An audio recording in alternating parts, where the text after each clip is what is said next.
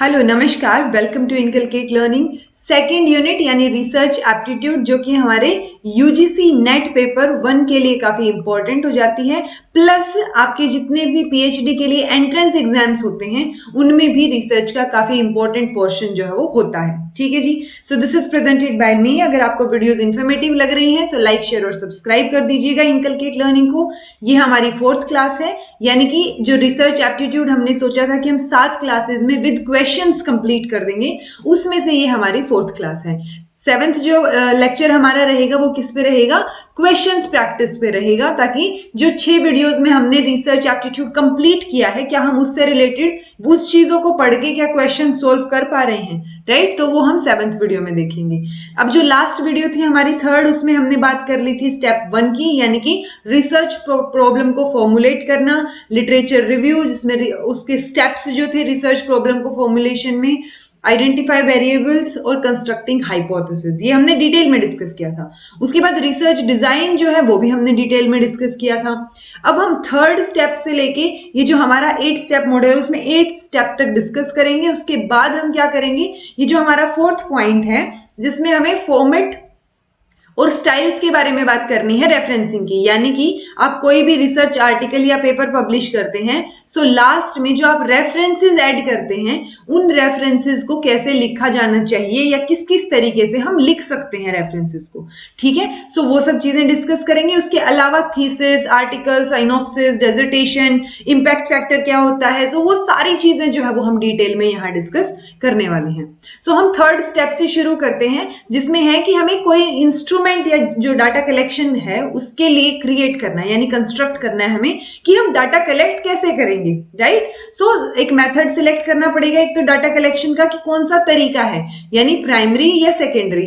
Primary method और secondary method जो है डाटा कलेक्शन के, उनमें क्या क्या चीजें इंक्लूड होती हैं वो हम पहले वाली वीडियोस में भी डिस्कस कर चुके हैं। सो हमें पता है कि एक प्राइमरी डाटा होगा, एक सेकेंडरी होगा, कई बार जो है टर्शरी को भी इंक्लूड कर देते हैं, बट जो मेजर पोर्शन है हमारा वो या तो प्राइमरी होता है या सेकेंडरी डाटा होता है। ठीक है, सो वो हम ऑलरेडी डिस्कस कर चुके हैं। फिर हम कलेक्ट करेंगे डाटा को कैसे। सो एटीट्यूडनल स्केल्स होते हैं, उन एटीट्यूडनल स्केल्स में से ये 3 स्केल की बात हम यूजुअली करते हैं, Likert scale, equal appearing interval या फिर थर्स्टन स्केल, और क्यूमुलेटिव या फिर गेटमैन स्केल। सो आप ये याद रखेंगे कि इनके नाम जो है वो ध्यान रखेंगे कि एटीट्यूडनल स्केल्स में ये 3 स्केल्स जो है वो काफी इंपॉर्टेंट हैं। ठीक है, उसके बाद एस्टेब्लिश करना कि आपने जो डाटा कलेक्ट किया है उसकी वैलिडिटी या रिलायबिलिटी, ठीक है, डाटा की, उसके साथ साथ जो इंस्ट्रूमेंट आपने सिलेक्ट किया, मान लो आपने लिकर्ट स्केल सिलेक्ट कर लिया कि आपने लिकर्ट स्केल की हेल्प से डाटा कलेक्ट करना है, राइट? सो वो कितना वैलिड है या रिलायबल है, ये चीज को जो है वो कंफर्म करना। वैलिडिटी और रिलायबिलिटी और ये सब चीजें होती क्या हैं वो भी हम जो है कैरेक्टरिस्टिक्स की जब हमने बात की थी, या जो वैलिडिटी को क्या क्या थ्रेट्स हो सकते हैं, इंटरनल एक्सटर्नल थ्रेट्स, वो सारी चीजें हम ऑलरेडी पढ़ चुके हैं। ठीक है जी। सो अभी हमें क्या पढ़ना है कि लिकर्ट स्केल होता क्या है। सो लिकर्ट स्केल को समेटेड रेटिंग स्केल भी बोलते हैं। इसके ऊपर मैंने एक डिटेल्ड अलग से भी वीडियो बना रखी है, क्योंकि मोस्टली जो है हम इसी स्केल का इस्तेमाल करते हैं। ठीक है, इजिएस्ट वन टू कंस्ट्रक्ट इसीलिए इस्तेमाल करते हैं क्योंकि ये बहुत इजी होता है। इसके अंदर हम क्या करते हैं, या तो 3 पॉइंट स्केल होगा, ये हमेशा ऑड नंबर में होता है, 3 पॉइंट, 5 पॉइंट, 7 पॉइंट, ये देखिए ये जो पॉइंट है। ठीक है, क्यों होता है? क्योंकि इसमें हम क्या लेके चलते हैं, एक पॉजिटिव एस्पेक्ट, एक्सट्रीम पॉजिटिव, एक एक्सट्रीम नेगेटिव, और बीच में जो है हम क्या लेके चलते हैं, न्यूट्रल। ठीक है, तो जितने भी यहाँ पॉजिटिव होंगे उतने ही नेगेटिव एट्रीब्यूट्स होंगे और एक न्यूट्रल। सो हमेशा जो है ये दो मिलके और प्लस न्यूट्रल ऐड करते ही वो ओड नंबर बन जाएगा हमारे पास। इसमें हम क्या करते हैं, जैसे न्यूमेरिकल स्केल भी होता है ये, फॉर एग्जाम्पल हम इसमें क्या करते हैं, एक्सट्रीम चीजें लेते हैं। मान लो मुझे 3 पॉइंट स्केल लेना है, ठीक है, सो एक चीज हो जाएगी अग्री, अग्री है तो पॉजिटिव है, एक हो जाएगी डिसअग्री, और डिसअग्री के साथ साथ एक हो जाएगी न्यूट्रल, यानी नो कमेंट्स वाला सेक्शन जो होता है ना। सो ये क्या हो गया, 3 पॉइंट। अब अगर मुझे इसको 5 पॉइंट बनाना है तो मैं थोड़ा सा और स्पेसिफिकेशन ऐड कर दूंगी। यहां पे मैं लिख दूंगी स्ट्रांगली अग्री, ये हो जाएगा अग्री, फिर न्यूट्रल या डिसअग्री और स्ट्रांगली डिसअग्री। ठीक है, ये 5 पॉइंट हो गया। अगर इसी के अंदर मुझे और स्पेसिफिकेशन ऐड करनी है तो ये 7 पॉइंट बन जाएगा, 9 पॉइंट बन जाएगा। बट मोस्टली जो है वो किसका यूज ज्यादा होता है, 5 पॉइंट स्केल का ज्यादा यूज किया जाता है। इसमें हम जो ये स्ट्रांगली अग्री या डिसअग्री ये सब हैं, इनको क्या कर सकते हैं, वैल्यूज या न्यूमेरिकल वैल्यूज भी दे सकते हैं 5 4 3 2 1 कि अगर आपने कोई पॉजिटिव स्टेटमेंट लिखी और आप चाह रहे हैं कि उस पर अग्री वाले जो है वो पॉजिटिविटी आएगी उस क्वेश्चन में, सो स्ट्रांगली अग्री को आप 5 दे देंगे, अग्री को 4, न्यूट्रल को 3, 2 और स्ट्रांगली डिसअग्री को 1 पॉइंट। तो आप इसको जो है ये जो स्ट्रांगली अग्री इसके अलावा जो क्या कर सकते हैं, आप न्यूमेरिकल वैल्यूज जो है इसको असाइन कर सकते हैं। सो न्यूमेरिकल स्केल भी जो है हम इसको बना सकते हैं। ठीक है जी। सो बेसिकली ये डिफरेंट जो एटीट्यूड्स होते हैं अलग अलग एस्पेक्ट के लिए कि आप किसी चीज के लिए अग्री हैं, डिसअग्री हैं। सो ये सिर्फ एक एग्जाम्पल है अग्री डिसअग्री का, और भी ऑप्शंस हो सकते हैं यहाँ पे। ठीक है, सो इस तरीके का क्या होता है लिकर्ट स्केल। फिर हम क्या करते हैं, क्वेश्चनएयर प्रिपेयर करते हैं, उस क्वेश्चनएयर में ऑप्शंस हमारे लिकर्ट स्केल के अकॉर्डिंग होते हैं, जिनको जो रेस्पोंडेंट है, जो सब्जेक्ट है जिससे आप फिल करवा रहे हैं, वो क्या करेंगे, सिलेक्ट कर लेंगे यहां से। और सिलेक्ट करने के बाद क्या होगा, हम फिर वापस से उसको वो जो डाटा कलेक्ट हमने किया है उसको क्या करेंगे, एनालाइज करेंगे। ऐसे ही थर्स्टन स्केल होता है, इसको इक्वल इंटरवल स्केल भी बोला जाता है कि मान लो कोई स्टूडेंट विलिंग है क्वेश्चन को सोल्व करने के लिए, ठीक है, सो उसकी वेटेज हमने 1 दे दी, तो नेक्स्ट स्टेटमेंट जो होगी उसकी 1.5 होगी, देन 2 होगी, तो स्कोरिंग जो है वो इंटरवल पे होती है, एक पर्टिकुलर फिक्स्ड इंटरवल होता है, इसलिए इसको इंटरवल स्केल भी बोल देते हैं। गेटमैन स्केल जो है वो कंपैरेटिवली काफी डिफिकल्ट होता है, और ये क्या होता है, मेनली किस पे, रेशियो स्केल पे बेस्ड होता है। सो हमने जो 4 स्केल पढ़े थे, नॉमिनल से लेके हमने रेशियो स्केल तक पढ़ा था, और हमने देखा था कि कॉम्प्लेक्सिटी जो है वो रेशियो स्केल में इंक्रीज हो जाएगी, क्योंकि उसमें हम एब्सोल्यूट जीरो और सारी चीजें इंक्लूड होंगी, राइट। सो इस वजह से क्या हो जाता है, थोड़ा सा डिफिकल्ट हो जाता है डेवलप करना। इसीलिए सबसे इजी कौन सा है, लिकर्ट स्केल है, और उसी को हम क्या करते हैं, सबसे ज्यादा यूज करते हैं। ठीक है जी, डाटा कलेक्ट कर लिया, अब हमें सैंपल सेलेक्ट करना है, यानी कि ये डाटा कलेक्शन का क्या किया है हमने, इंस्ट्रूमेंट डिसाइड किया है, अभी तक कंस्ट्रक्ट किया है कि हमें लिकर्ट स्केल से करना है, क्वेश्चनिंग्स प्रिपेयर कर ली। ठीक है, अब हम सैंपल को सिलेक्ट करेंगे। सैंपल होता क्या है, ऑब्वियसली जैसे होता है ना कि आप कुछ चीज लेने गए खाने की, उसमें से वो आपको एक सैंपल टेस्ट करवाते हैं, यानी कि उनके पास इतनी सारी मिठाई रखी है, उस मिठाई में से वो क्या करेंगे, आपको एक पीस देंगे टेस्ट करने के लिए, सैंपल देंगे टेस्ट करने के लिए, राइट। यानी कि बहुत ज्यादा बड़ी चीज में से एक छोटा सा पोर्शन, राइट। सो ये अलग अलग डेफिनेशन हो जाएंगी, जैसे यंग 1992 में दी थी, a statistical sample is miniature picture of cross section of the entire group और aggregate from which the sample is taken. यानी कि एक जो बड़ा पोर्शन है उसके एक छोटी पिक्चर, यानी जिसको हम लेके चलेंगे कि हमने इस पॉपुलेशन में से ये छोटा सा सैंपल जो है वो कलेक्ट कर लिया, इन लोगों से कलेक्ट कर लिया। सो सैंपल मतलब फिर हम इसको जनरलाइज करेंगे, ये जो पॉपुलेशन हमने देखी थी उसके लिए। जैसे गुडी और हर्ट की है, a sample as a name implies is a smaller representative of large whole, कि हमारे पास बड़ा कोई पोर्शन है उसमें से हमने एक छोटा सा पोर्शन जो है वो निकाल लिया। सो रिप्रेजेंटेटिव जो है वो हो गया इसका, जैसे क्लास का एक रिप्रेजेंटेटिव होता है, उसी तरीके से ये यहाँ पे क्या है कि पूरा का पूरा हमारे पास पॉपुलेशन होगी, ये जो है पॉपुलेशन हो गई, और पॉपुलेशन में से हमने एक पार्ट निकाल लिया जिसको हम सैंपल बोल रहे हैं। ठीक है जी, ऐसे ही ये डायलॉग की होगी कि स्मॉल पीस जो है वो ले रहे हैं आप किस में से, पॉपुलेशन में से। अब कोई भी प्रोसेस हो सकता है वो, ठीक है, कि जिस प्रोसेस से आप इस स्मॉल सैंपल को वहां से निकालेंगे या एक स्मॉल सैंपल को सिलेक्ट करेंगे। सैंपलिंग का पर्पस क्या है, यानी कि जिस तरीके से आप इस सैंपल को वहां से निकालेंगे कि ये पॉपुलेशन है, इस पॉपुलेशन में से मैं ये सैंपल सिलेक्ट कर रही हूं, तो उस प्रोसीजर को हम क्या बोलेंगे, सैंपलिंग। अब सैंपलिंग के अलग अलग तरीके हो सकते हैं कि आप ये जो सैंपल है ये कैसे सिलेक्ट करेंगे। उससे पहले देख लेते हैं कि पर्पस क्या है सैंपलिंग का। Objective of sampling is to derive the desired information about the population at a minimum cost with the maximum reliability। अब अगर हमें पूरे देश के ऊपर क्या करना है, कोई सर्वे करना है, राइट। तो एक तो हम पूरे देश पे करें, लेकिन एक हम कुछ कुछ पोर्शंस उठा लें कहीं से कि अच्छा इन लोगों से पूछ लेते हैं, उनसे पूछ लेते हैं, और फिर हम क्या करें कि हम उसको मेजोरिटी को एक देश का ओपिनियन ही बना दें। लेकिन हमें पर्पस क्या है सैंपलिंग का? मेजर पर्पस कि हमें डिजायरेबल इंफॉर्मेशन चाहिए जिसके ऊपर हम काम करना चाह रहे हैं पॉपुलेशन के बारे में, लेकिन मिनिमम कॉस्ट पे चाहिए कि हमारे जो है, अब मिनिमम कॉस्ट हर वे में हो सकती है, चाहे ये फाइनेंशियल लेवल पे हो या फिर जो है आपके टाइम के लेवल पे हो कि बहुत ज्यादा टाइम कंज्यूमिंग ना हो, और मैक्सिमम रिलायबिलिटी हम चाह रहे हैं कि हाँ हम उसको जनरलाइज कर पाए, यानी उसमें एक्सटर्नल वैलिडिटी भी प्रेजेंट हो। The aims in selecting a sample are to achieve maximum precision in estimates within a given sample size and to avoid bias in the selection of sample। कि हमें biased भी नहीं होना है किसी भी चीज को लेके, और हमें क्या करना है, एक मैक्सिमम प्रिसीजन के साथ हमें वो सैंपल चाहिए ताकि हम उसको जनरलाइज कर पाए। बायसनेस कैसी कैसी हो सकती है? बहुत सारी हो सकती है। Researcher select the sample by non random method and influenced by human choice. So जब अभी हम बात करेंगे जब सैंपलिंग की, सो इसमें दो तरीके होते हैं, एक तो आप रैंडमली सैंपल कलेक्ट कर रहे हैं, एक आप नॉन रैंडम तरीके से कर रहे हैं।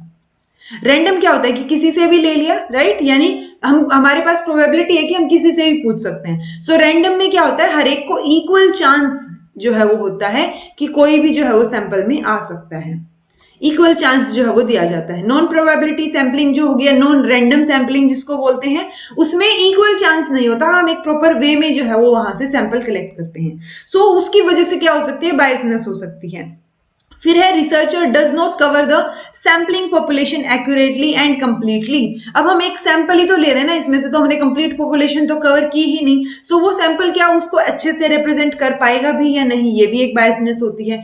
अ selection of sample population is impossible to find और रिफ्यूज टू कोऑपरेट। सो वो जो सैंपल है, वो जो हमने सिलेक्शन किसका किया है, पॉपुलेशन में से जो सैंपल पॉपुलेशन ली है हमने, वो क्या है, इम्पॉसिबल है टू फाइंड या और रिफ्यूजेस टू कोऑपरेट। हो सकता है कि वो मना कर दे कि हमें नहीं देना, राइट। सो पर्पस बेसिकली सैंपलिंग का हमारे पास एक है कि हमें मैक्सिमम रिलायबिलिटी चाहिए, मिनिमम कॉस्ट पे चाहिए, और एक बेटर रिप्रेजेंटेशन और एक्यूरेट और प्रिसाइज रिजल्ट जो है वो हमें मिल पाए।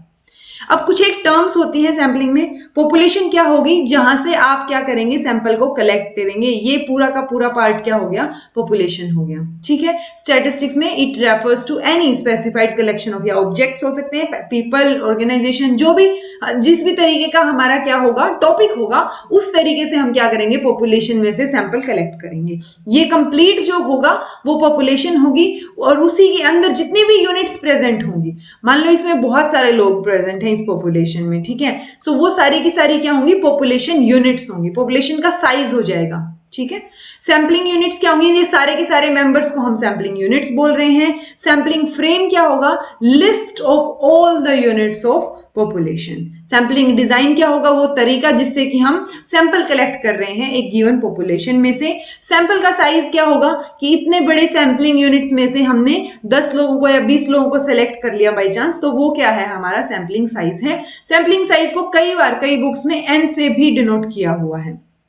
सिंपल रैंडम सैंपलिंग क्या होगी, इसमें इक्वल चांस होता है सिलेक्ट होने का, कि मान लो मेरे पास जो है 100 लोग हैं और मुझे 100 में से 20 सेलेक्ट करने हैं, तो मैंने क्या किया, 100 के 100 का नाम लिख के एक फिश बाउल में डाल दिया, ठीक है। फिश बाउल मतलब ऐसे ऐसे होता है ना जिसके अंदर आप चिट्स डाल देते हैं, सो वो चिट्स डाल दी और उसमें से फिर हम सेलेक्ट कर रहे हैं, यानी कि अब जो एक निकलेगा, यहां से एक चिट निकली, उसके पास क्या है, हर एक के पास 1/100 प्रोबेबिलिटी है, तो सबकी चांसेस है ना।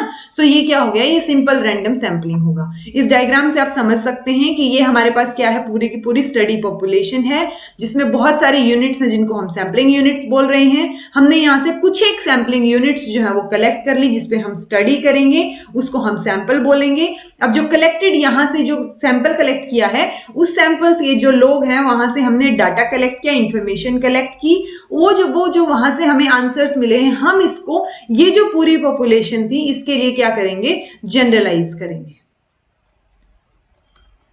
ठीक है। So from sample findings you make an estimate of their prevalence in the study population।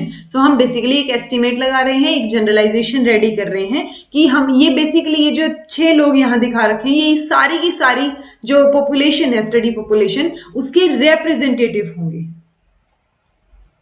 क्योंकि ये उसको रिप्रेजेंट कर रहे हैं ना, जैसे क्लास को एक CR रिप्रेजेंट करता है, वैसे ही ये जो सैंपल है इसको, ये किसको रिप्रेजेंट कर रहे हैं, ये स्टडी पॉपुलेशन को रिप्रेजेंट कर रहे हैं। अब ये सबसे इंपॉर्टेंट पार्ट है जहां से क्वेश्चंस बनते हैं। सबसे पहले तो ये जो है 1960 में दो टाइप की ये बोला इन्होंने कि जितनी भी सैम्पलिंग है उसको हम दो टाइप में डिवाइड कर सकते हैं, प्रोबेबिलिटी और नॉन प्रोबेबिलिटी। ठीक है जी, तो सैम्पलिंग स्ट्रेटजीज या सैम्पलिंग मेथड या सैम्पलिंग टेक्निक बोल लीजिए। एक होगी प्रोबेबिलिटी बेस्ड, एक होगी नॉन प्रोबेबिलिटी। जो प्रोबेबिलिटी बेस्ड है उसको हम क्या बोलते हैं, रैंडम सैम्पलिंग भी बोलते हैं, और जो नॉन प्रोबेबिलिटी है उसको हम नॉन रैंडम सैम्पलिंग बोलते हैं। रैंडम सैम्पलिंग और नॉन रैंडम में सबसे मेजर डिफरेंस क्या होगा कि जो रैंडम सैम्पलिंग है उसमें चांसेस क्या होते हैं, सबके पास इक्वल चांसेस होते हैं। जो भी पॉपुलेशन है कंप्लीट, उसमें से हर एक यूनिट के पास एक, जो सैम्पलिंग यूनिट्स हैं इसमें हर एक यूनिट के पास एक चांस है कि वो इक्वल चांस है कि वो जो है वहां से सेलेक्ट होके सैम्पलिंग यूनिट जो हम सैंपल कलेक्ट कर रहे हैं उस सैंपल में इनकी भागीदारी हो। ठीक है जी, वो क्या होगी प्रोबेबिलिटी। और जो नॉन प्रोबेबिलिटी या नॉन रैंडम सैम्पलिंग है वो हम ऐसे ही उसके अंदर प्रोबेबिलिटी जो है वो इक्वल नहीं होती, चांसेस इक्वल नहीं मिलते। ये टाइप्स आपको दिख रहे होंगे, simple random sampling, stratified random, cluster sampling, systematic sampling. ये प्रोबेबिलिटी के टाइप्स हैं। नॉन प्रोबेबिलिटी के टाइप रहेंगे हैफेजर्ड या फिर convenience sampling, quota sampling, purpose wise या इसको जजमेंट सैम्पलिंग भी कई बार बोल दिया जाता है, स्नोबॉल सैम्पलिंग और एक्सीडेंटल सैम्पलिंग। सो क्वेश्चन कई बार इस तरीके का भी आ जाता है कि कौन सा जो ऑप्शन है वो प्रोबेबिलिटी सैम्पलिंग में नहीं आता और उसमें फिर इनमें से जो है वो नाम दे दे। तो हमें ये याद होना चाहिए कि कौन कौन सी सैम्पलिंग प्रोबेबिलिटी में है, कौन कौन सी सैम्पलिंग नॉन प्रोबेबिलिटी सैम्पलिंग में है या नॉन रैंडम सैम्पलिंग में है। अब हम एक एक करके इनको डिस्कस कर लेते हैं। सबसे पहले आता है प्रोबेबिलिटी सैम्पलिंग। तो मैंने क्या बताया था आपको कि इक्वल चांस होता है, यानी कि probability sampling methods are those that clearly specify the probability or likelihood of inclusion of each element or individual in the sample. So probability हर एक एलिमेंट की probability है कि वो सैंपल में सिलेक्ट हो। Probability sampling is free of bias in selecting sample units, यानी कि हमने जो क्या किया वो चिट्स जो डाली हैं हमने फिश बोल में और वो जो चिट्स हम सेलेक्ट कर रहे हैं, सो हम यहाँ पे तो बायसनेस उसकी हो ही नहीं सकती ना कोई भी, कि रैंडमली किसी से भी निकलवा सकते हैं हम वो चिट्स और हमें पता है ही नहीं किसका नाम है या क्या चीज है। सो वो क्या है यहाँ पे फ्री ऑफ बायस हम इसको बोलते हैं।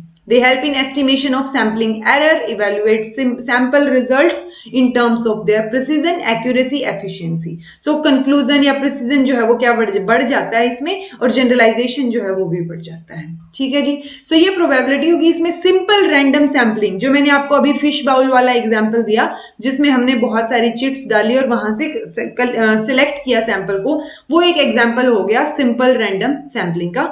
सैंपल ये जो सिंपल रैंडम सैंपल है उसमें क्या जरूरत है, कंप्लीट लिस्टिंग की जरूरत है हमें, क्योंकि अगर हम फिश बाउल के तरीके भी यूज कर रहे हैं तो उसमें हमने क्या किया, सबका लिस्ट तो होनी चाहिए ना, सबकी लिस्ट हमारे पास, सबके नाम होने चाहिए हमारे पास कि कौन सिलेक्ट होगा। इक्वल चांस जो है वो हर एक एलिमेंट को यहाँ पे मिलता है सिलेक्ट होने का। A selection process whereby the selection of one element that has no effect on the chance of selecting another element. So एक एलिमेंट अगर सेलेक्ट कर लिया तो कोई इफेक्ट नहीं होगा दूसरे के ऊपर ज्यादा। ये एग्जाम्पल दे रखा है कि हमें 10 स्टूडेंट सिलेक्ट करने हैं, 7वीं क्लास के बच्चे हैं, 40 स्टूडेंट्स में से 10 सिलेक्ट करने हैं। हमने 40 के 40 स्टूडेंट्स का नाम अलग अलग चिट्स पे लिखा, जो कि क्या हो गया, हमारे पास कंप्लीट लिस्टिंग होगी। ये हमारी फर्स्ट रिक्वायरमेंट पूरी हो गई। अब 40 में से जो हम निकाल रहे हैं, हमने एक ब्लाइंड फोल्ड कर दिया एक पर्सन को और हमें उसमें से चिट निकालने को बोला। सो एक चिट जो यहां से निकली, जो यानी कि अब हर एक चिट की कितनी प्रोबेबिलिटी है, 1/40। ठीक है, अब एक चिट हमने यहां से निकाल ली, उसके बाद हर एक चिट की प्रोबेबिलिटी हो गई 1/39, राइट। लेकिन अगर मैं क्या करूं, वो चिट वापस से इसी के अंदर मिला दूं, दो ऑप्शन हो सकते हैं, या तो मैं क्या करूं उस चिट के अलावा, यानी अब 39 सैंपल्स बच जाएंगे, उनमें से सेलेक्ट किया जाए, या फिर क्या हो जाएगा कि वो उसको भी वापस से इन्वॉल्व किया जाए ताकि प्रोबेबिलिटी सबकी रहे, सेम रहे, राइट। सो दो तरीके हो सकते हैं और इन दो तरीकों को हम क्या बोलेंगे, अगर तो हमने सैंपलिंग विद रिप्लेसमेंट हो जाएगी अगर हमने वापस से उसके अंदर क्या कर दी, चिट डाल दी, यानी सेम वापस से 1/40 का रेशो बना दिया। अगर हमने वो चिट निकाल ली जो हमारे पास निकली है पहली, जिसका नाम भी आया है, उसको साइड कर दिया और बाकी बची हुई चिट्स में से हम फर्दर प्रोसीड कर रहे हैं बचे हुए 9 बच्चे सिलेक्ट करने के लिए, सो वो क्या हो जाएगी, sampling without replacement. So random sampling जो है उसको हम बोलते हैं कि जो all possible combination of samples हैं वो इसमें आने के चांसेस होते हैं, तो इक्वल प्रोबेबिलिटी जो है वो इसमें होती है। सो इसको हम अच्छा मेथड मानते हैं। एडवांटेजेस क्या रहेंगे? सबसे पहला तो यही रहेगा कि इक्वल चांस होता है सबका सिलेक्ट होने का।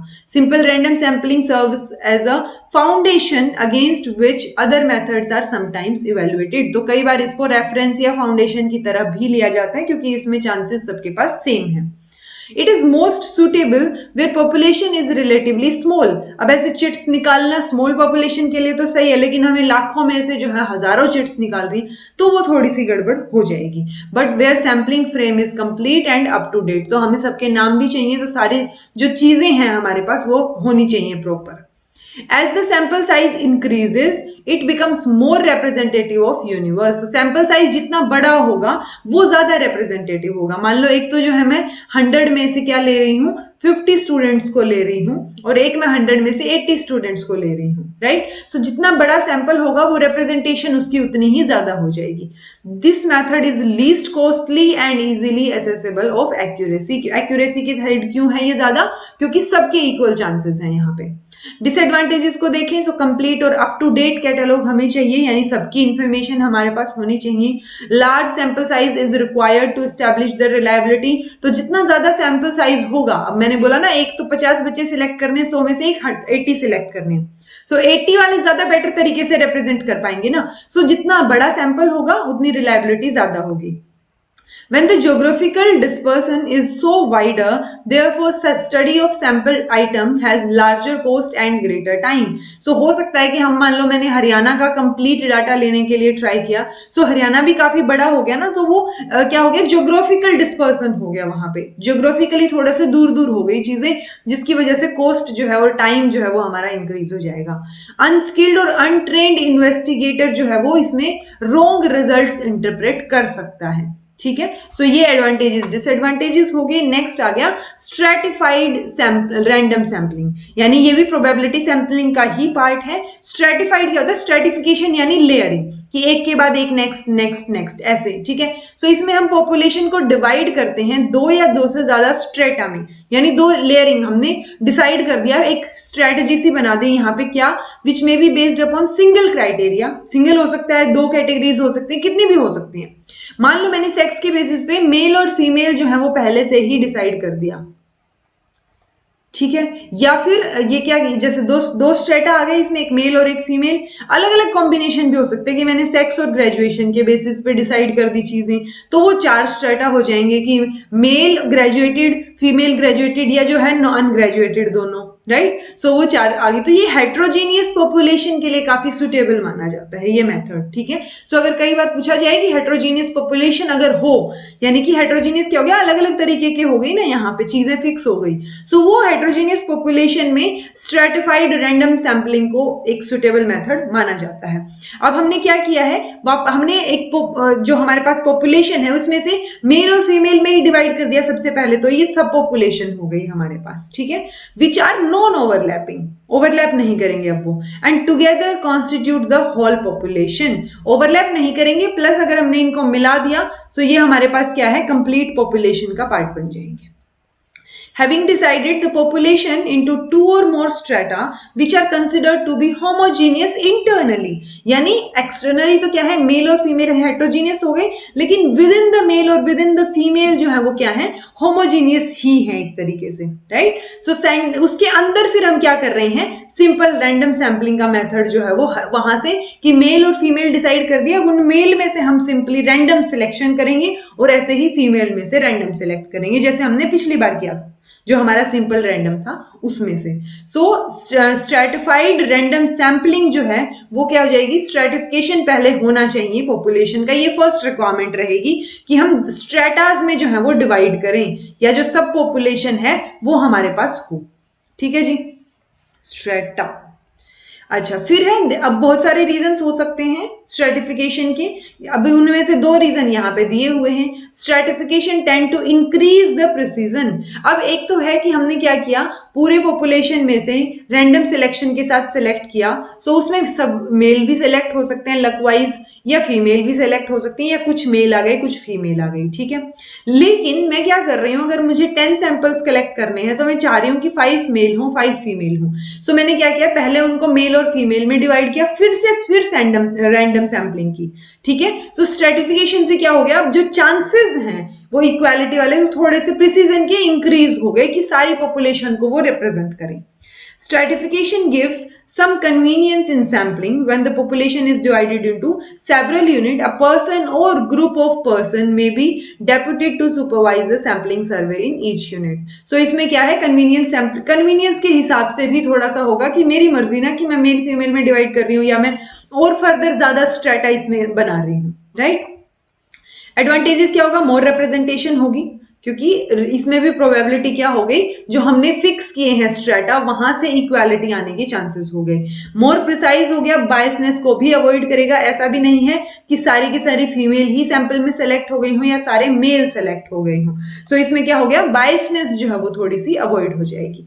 It saves time and cost of data collection since the sample size can be less in the method. थोड़ा सा सैंपल साइज इसमें हम कम भी रख सकते हैं तो टाइम जो है वो हमारा बचेगा।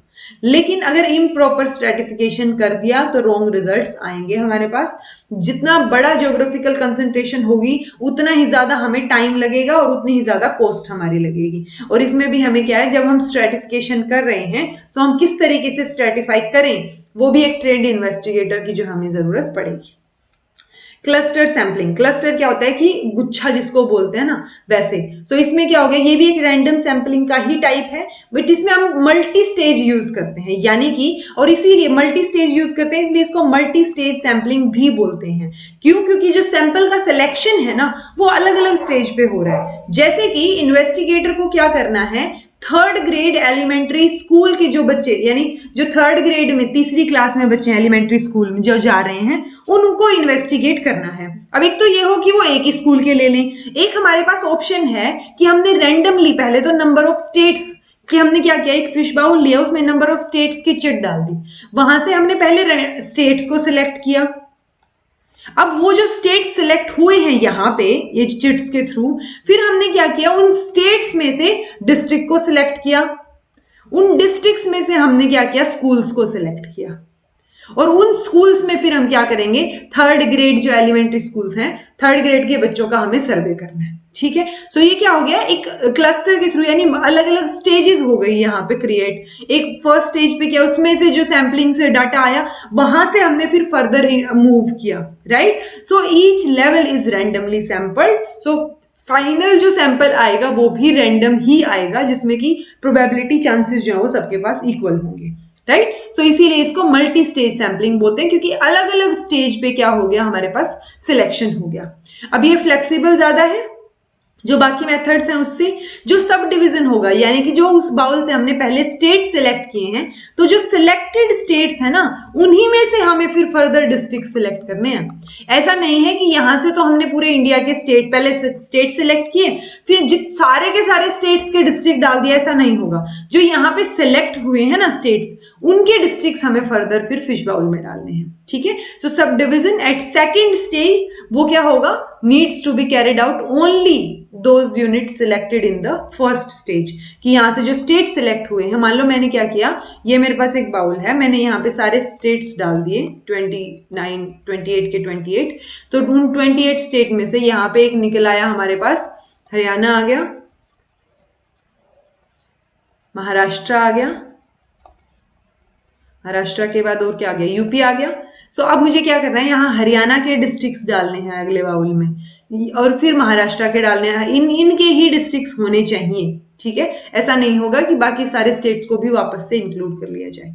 सो इन मेरिट्स के अलावा लेस एक्यूरेट हो जाता है, containing the same number of units in a single stage sample. So उसकी वजह से ये थोड़ा सा डिसएडवांटेज हर एक में रहता है। फिर आता है सिस्टमैटिक सैंपलिंग। सिस्टमैटिक सैंपलिंग में हम क्या करते हैं, nth पर्सन को सिलेक्ट करते हैं। जैसे कि एक क्लास में 60 स्टूडेंट्स हैं, उन 60 स्टूडेंट्स में से मुझे सिस्टमैटिकली सैंपलिंग करनी है, हर एक 5वां स्टूडेंट लेना है मैंने, ठीक है। सो हर एक 5th स्टूडेंट जो है वो फिर किस में इंक्लूड हो जाएगा, उन सैंपल में इंक्लूड कर लेंगे हम। तो इस तरीके की सैंपलिंग को हम सिस्टमैटिक सैंपलिंग बोलेंगे। ऑल्दो ये कई जगह पे जो है नॉन सिस्टम, क्योंकि कॉम्बिनेशन माना जाता है। अब सिस्टमैटिक सैंपलिंग के बाद ध्यान देने वाली बात क्या है कि ये तो ऑब्वियस हो गया that such a plan possesses certain characteristics of randomness, क्योंकि हमने जो है पांचवा बच्चा लिया या 9वां बच्चा लिया, सो वो एक रैंडम है कि हमने पहले कौन सा ले लिया रैंडमली, ठीक है। सो स्टार्टिंग में रैंडमनेस हुई, जो फर्स्ट हम सिलेक्ट कर रहे हैं वो रैंडम है, बट उसी टाइम पे एक नॉन प्रोबेबिलिटी सैंपलिंग हो गई, क्योंकि वो जो हमने फर्स्ट मान लो पहला बच्चा ले लिया, उसके बाद हम 5वें पे जा रहे हैं, सो जो बीच के 4 बच्चे उनके तो प्रोबेबिलिटी हट गई ना।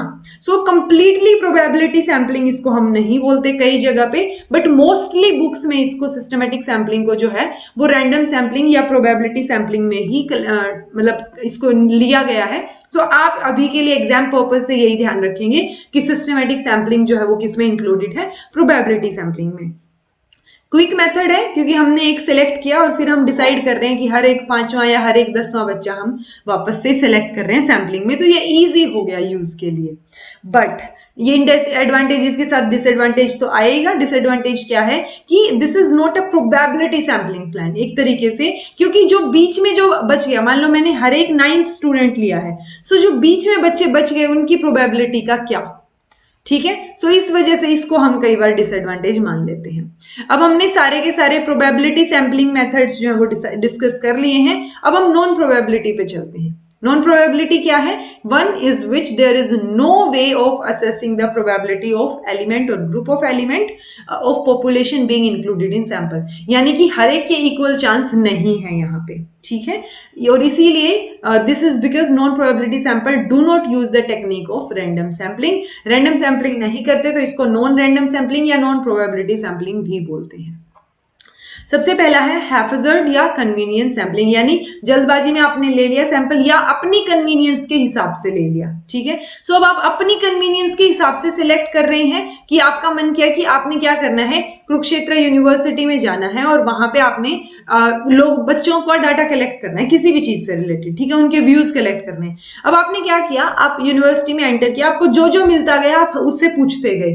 अब किसी ने मना कर दिया तो वो छूट गया, वरना आपने जितने, मान लो आपने पहले 10 लोग जो आपको मिले उन्हीं से आपने डाटा कलेक्ट कर लिया, ठीक है। तो आपकी कन्वीनियंस के हिसाब से हो ना, आपने अपना टाइम बचाने की कोशिश की।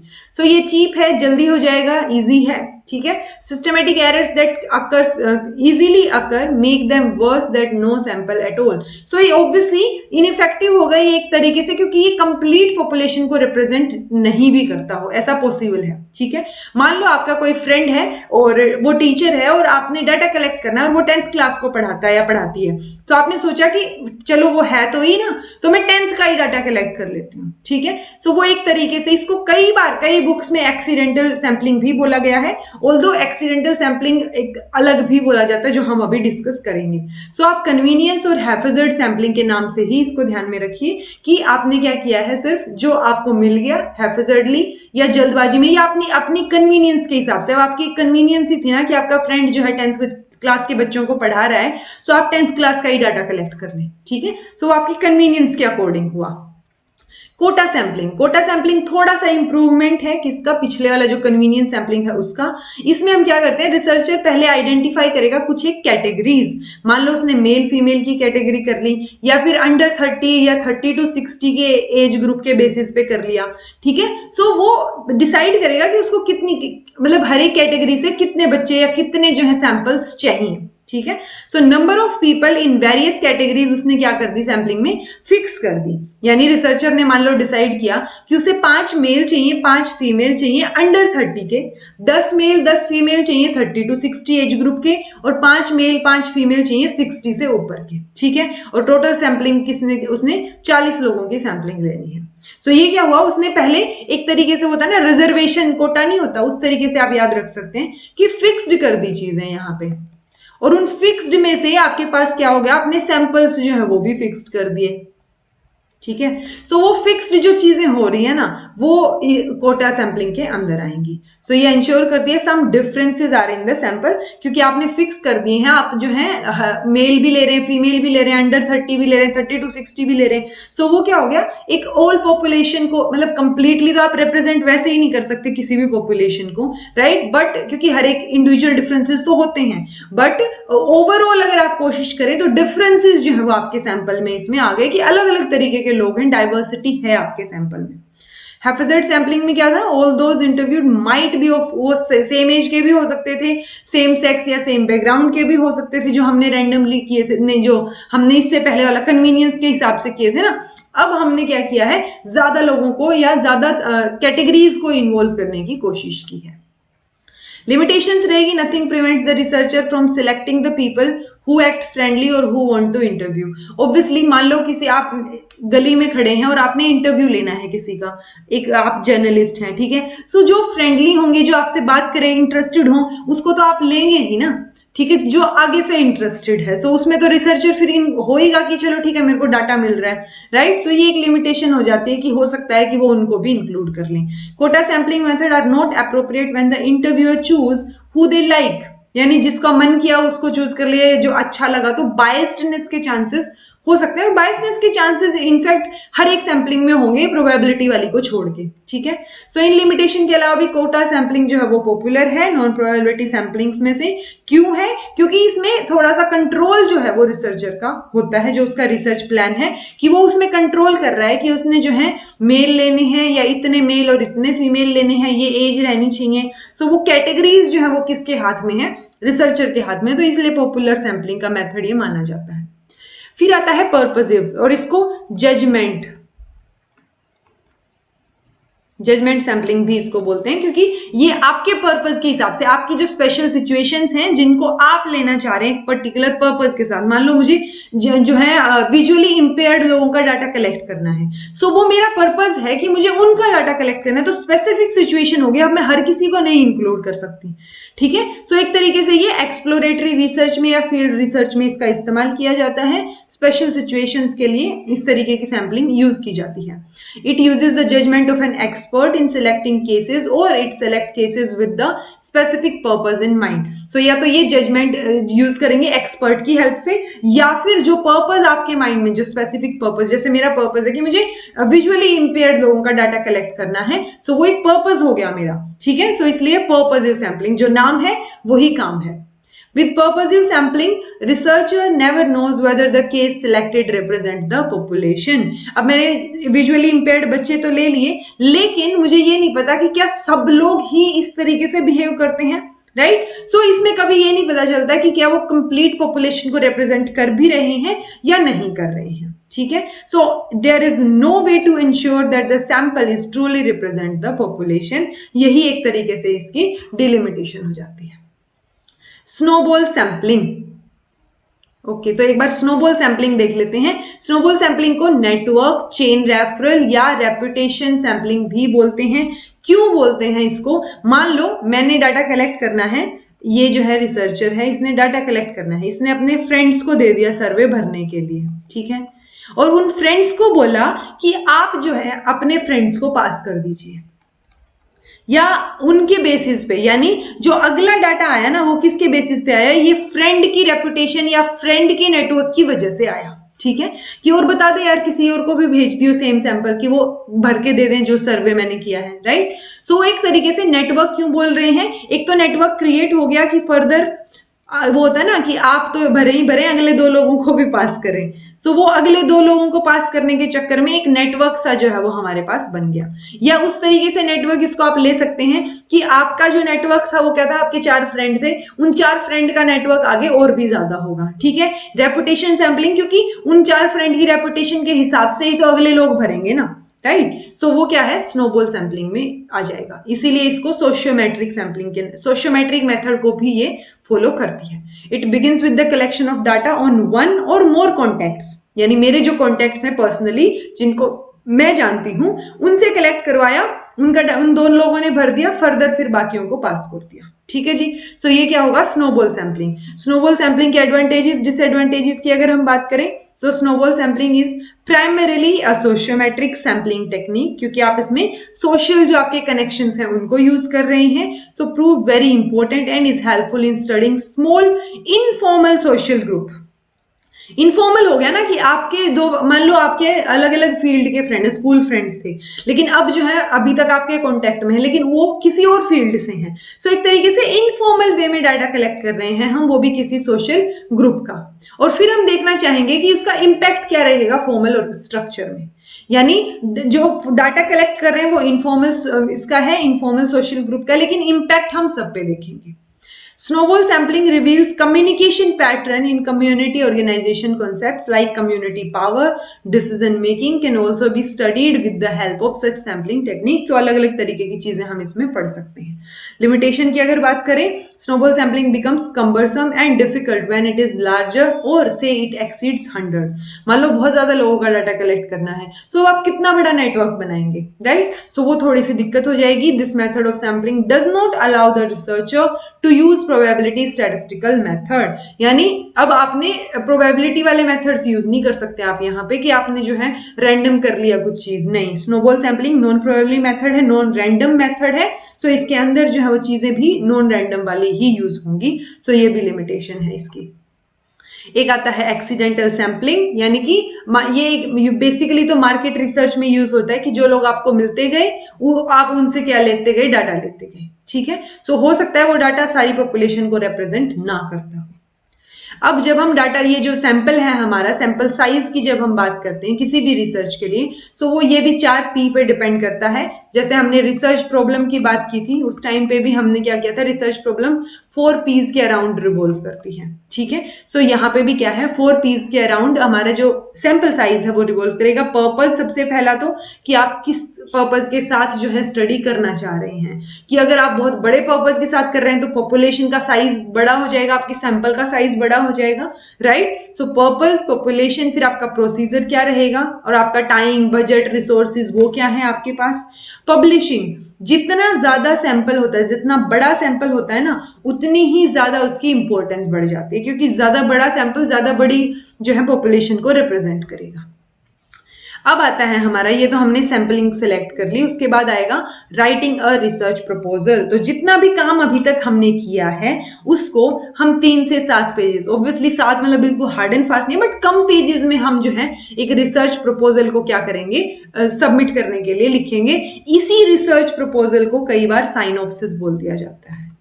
ठीक है, जिसमें आप क्या करने वाले हैं वो बता रहे हैं, और इसीलिए इसमें क्या होता है, फ्यूचर डेफिनेट टेंस, फ्यूचर जो टेंस है उसका इस्तेमाल किया जाता है कि रिसर्चर जो है वो ये करेगा. ठीक है जी.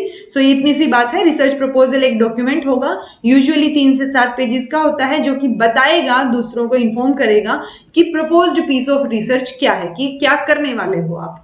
This proposed research is usually a master's या doctorate by thesis, but it can also be a work for a corporate purpose. So वैसे तो किसी भी पर्पज के साथ हो सकता है, बट मेजरली या तो मास्टर्स में, जैसे मैं अगर एमएड कर रही हूँ, तो उसमें हमें क्या करनी पड़ेगी, डेजर्टेशन सबमिट करनी पड़ेगी, तभी जाके वो एमएड की डिग्री हमें मिलेगी. अगर हमने डेजर्टेशन सबमिट नहीं की, वाइवा नहीं दिया, तो क्या होगा, वो डिग्री नहीं मिलने वाली हमें, राइट? सो डेजर्टेशन के लिए या जो है मास्टर्स की डिग्री जो हम बोलते हैं ना उसमें, और डॉक्टरेट की जो पीएचडी की डिग्री हमें मिलेगी, उससे पहले हमें क्या करना पड़ता है, एक रिसर्च प्रपोजल जो है वो सबमिट करना पड़ता है. Research proposal is a document written by a researcher that provides a detailed description of proposed program. So detailed discussion होगा उसमें, detail मतलब कि आप क्या करने वाले हैं वो बता रहे हैं उसमें मोटे तौर पे. So आपका बजट क्या होगा, आप कितने टाइम में पूरा कर देंगे, वो सारी चीजें होंगी. ये कंटेंट आपको यहाँ दिख रहा होगा, ये सारी चीजें हम उसमें मेंशन करते हैं जो अब तक हमने पढ़ी हैं. यानी कि लिटरेचर रिव्यू, थोड़ा सा इंट्रोडक्शन देंगे आपकी क्या करने वाले हैं और क्या काम हो रखा है उस एरिया में. थ्योरेटिकल फ्रेमवर्क, कॉन्सेप्चुअल फ्रेमवर्क बनाएंगे, ऑब्जेक्टिव्स बताएंगे कि क्या करेंगे. हाइपोथेसिस अगर एप्लीकेबल है, यानी आपका अगर हो सकता है फिलोसॉफिकल रिसर्च हो, तो अगर फिलोसॉफिकल टॉपिक है आपका तो आपको हाइपोथेसिस की जरूरत पड़ेगी नहीं, वरना आपको हाइपोथेसिस भी देनी पड़ेगी. स्टडी डिजाइन, रिसर्च डिजाइन कि आप कैसे करेंगे उस चीज को. सेटिंग्स क्या होंगी आपकी स्टडी की, रिसर्च इंस्ट्रूमेंट कौन सा यूज करेंगे, सैम्पलिंग डिजाइन या सैंपल का साइज क्या रहेगा, एथिकल इश्यूज क्या रहेंगे और उन एथिकल इश्यूज को सोल्व करने के लिए आप क्या प्रपोज कर रहे हैं, ठीक है।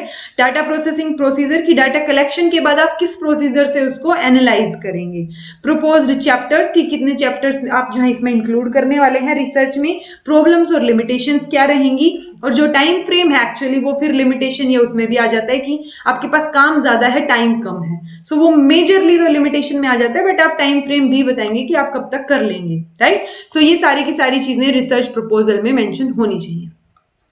अब आप डाटा कलेक्ट करेंगे। अब डाटा कलेक्शन की बहुत सारी तरीके हो सकते हैं। डाटा कलेक्शन आप सर्वे से कर सकते हैं। सर्वे में आप क्या करेंगे, तो ऑब्जर्व कर सकते हैं या पर्सनल इंटरव्यूज ले सकते हैं अगर आपने कम लोगों का डाटा कलेक्ट करना है, टेलीफोनिक इंटरव्यू ले सकते हैं, या जो आपका क्वेश्चनेयर है वो आप गूगल फॉर्म के तरीके से बना के और सबको भेज सकते हैं, जितने भी कॉन्टेक्ट्स आपके पास हैं या जिस टॉपिक पे आप काम कर रहे हैं उस बेसिस पे जिन जिन से आपने डाटा कलेक्ट करना है वहां आप उनको क्वेश्चनेयर्स जो है वो मेल कर देंगे। मेल करने के बाद क्या होगा, वो रिस्पॉन्सेज आपके पास आ जाएंगे या शेड्यूल कर देंगे।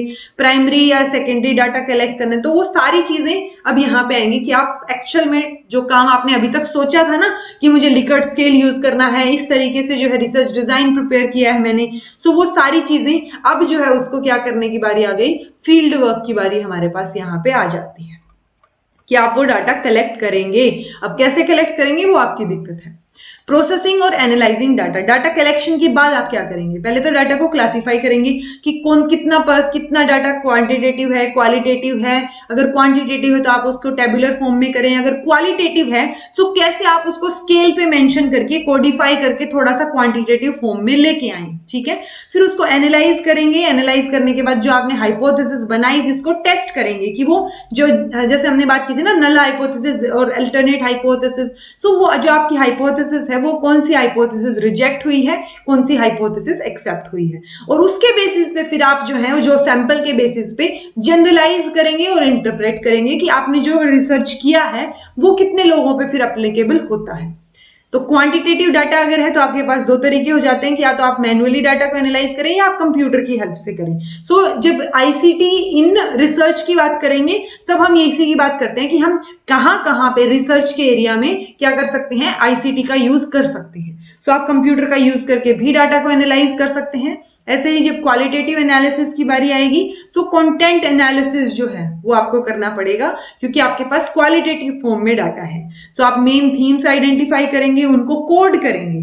कोड करने के बाद आप रिस्पॉन्सेज को क्लासिफाई करेंगे और इन थीम्स और रिस्पॉन्सेज को इंटीग्रेट करके अपनी रिपोर्ट में आप इनको लिखेंगे।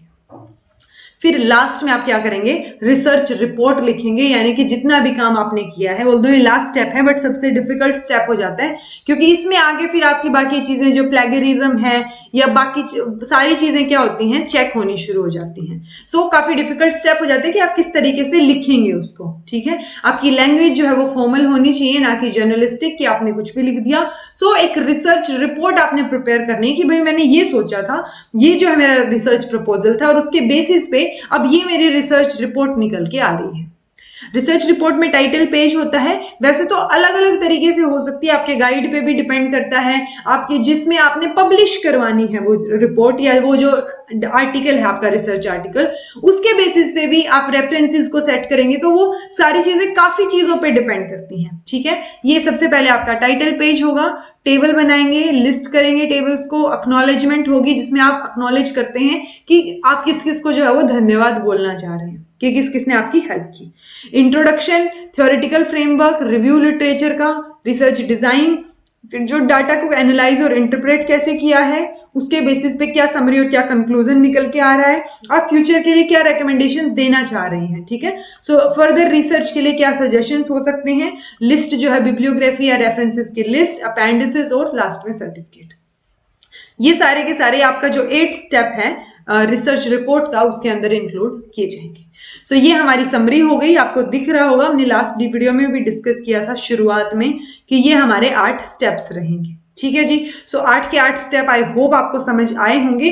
अब हम क्या करेंगे, ये जो थीसिस, आर्टिकल राइटिंग और ये फॉर्मेट स्टाइल ऑफ रेफरेंसिंग है इसके बारे में डिस्कस करते हैं। ये पहले के 3 जो पार्ट है वो हमारे यहाँ पे कंप्लीट होते हैं।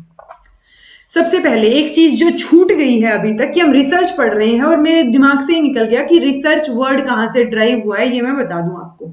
सो रिसर्च वर्ड जो है वो फ्रेंच वर्ड से हुआ है, क्योंकि मोस्टली क्वेश्चंस आ जाते हैं कि रिसर्च, क्योंकि रिसर्च एप्टीट्यूड है ना, तो हमें ये तो पता होना चाहिए कि रिसर्च जो है वो कहाँ से ड्राइव हुआ है। तो वो फ्रेंच, मिडिल फ्रेंच वर्ड जो कि रिसर्च है, ये जो आपको दिख रहा होगा रिसर्च है, इससे हुआ है, यानी टू गो अबाउट सीकिंग, कि आप कुछ सर्च कर रहे हैं, सीख कर रहे हैं, ठीक है। सो और ये जो वर्ड है यहाँ पे, जो फ्रेंच वर्ड है, ये फर्दर एक ओल्ड फ्रेंच टर्म है रिसर्चियर, जिसका कंपाउंड वर्ड क्या हो गया, री और सर्चियर, यानी कि रिसर्चर, एक तरीके से कि आप दोबारा से सर्च कर रहे हैं, ठीक है। सो अर्लीस्ट कब यूज की थी ये, 1577 में। मेनली आपको याद रखना है कि रिसर्च वर्ड जो है वो ग्रीक से नहीं, फ्रेंच वर्ड से आया है। अब ये जो thesis, article writing, format, styles, इसमें हम क्या क्या चीजें पढ़ेंगे।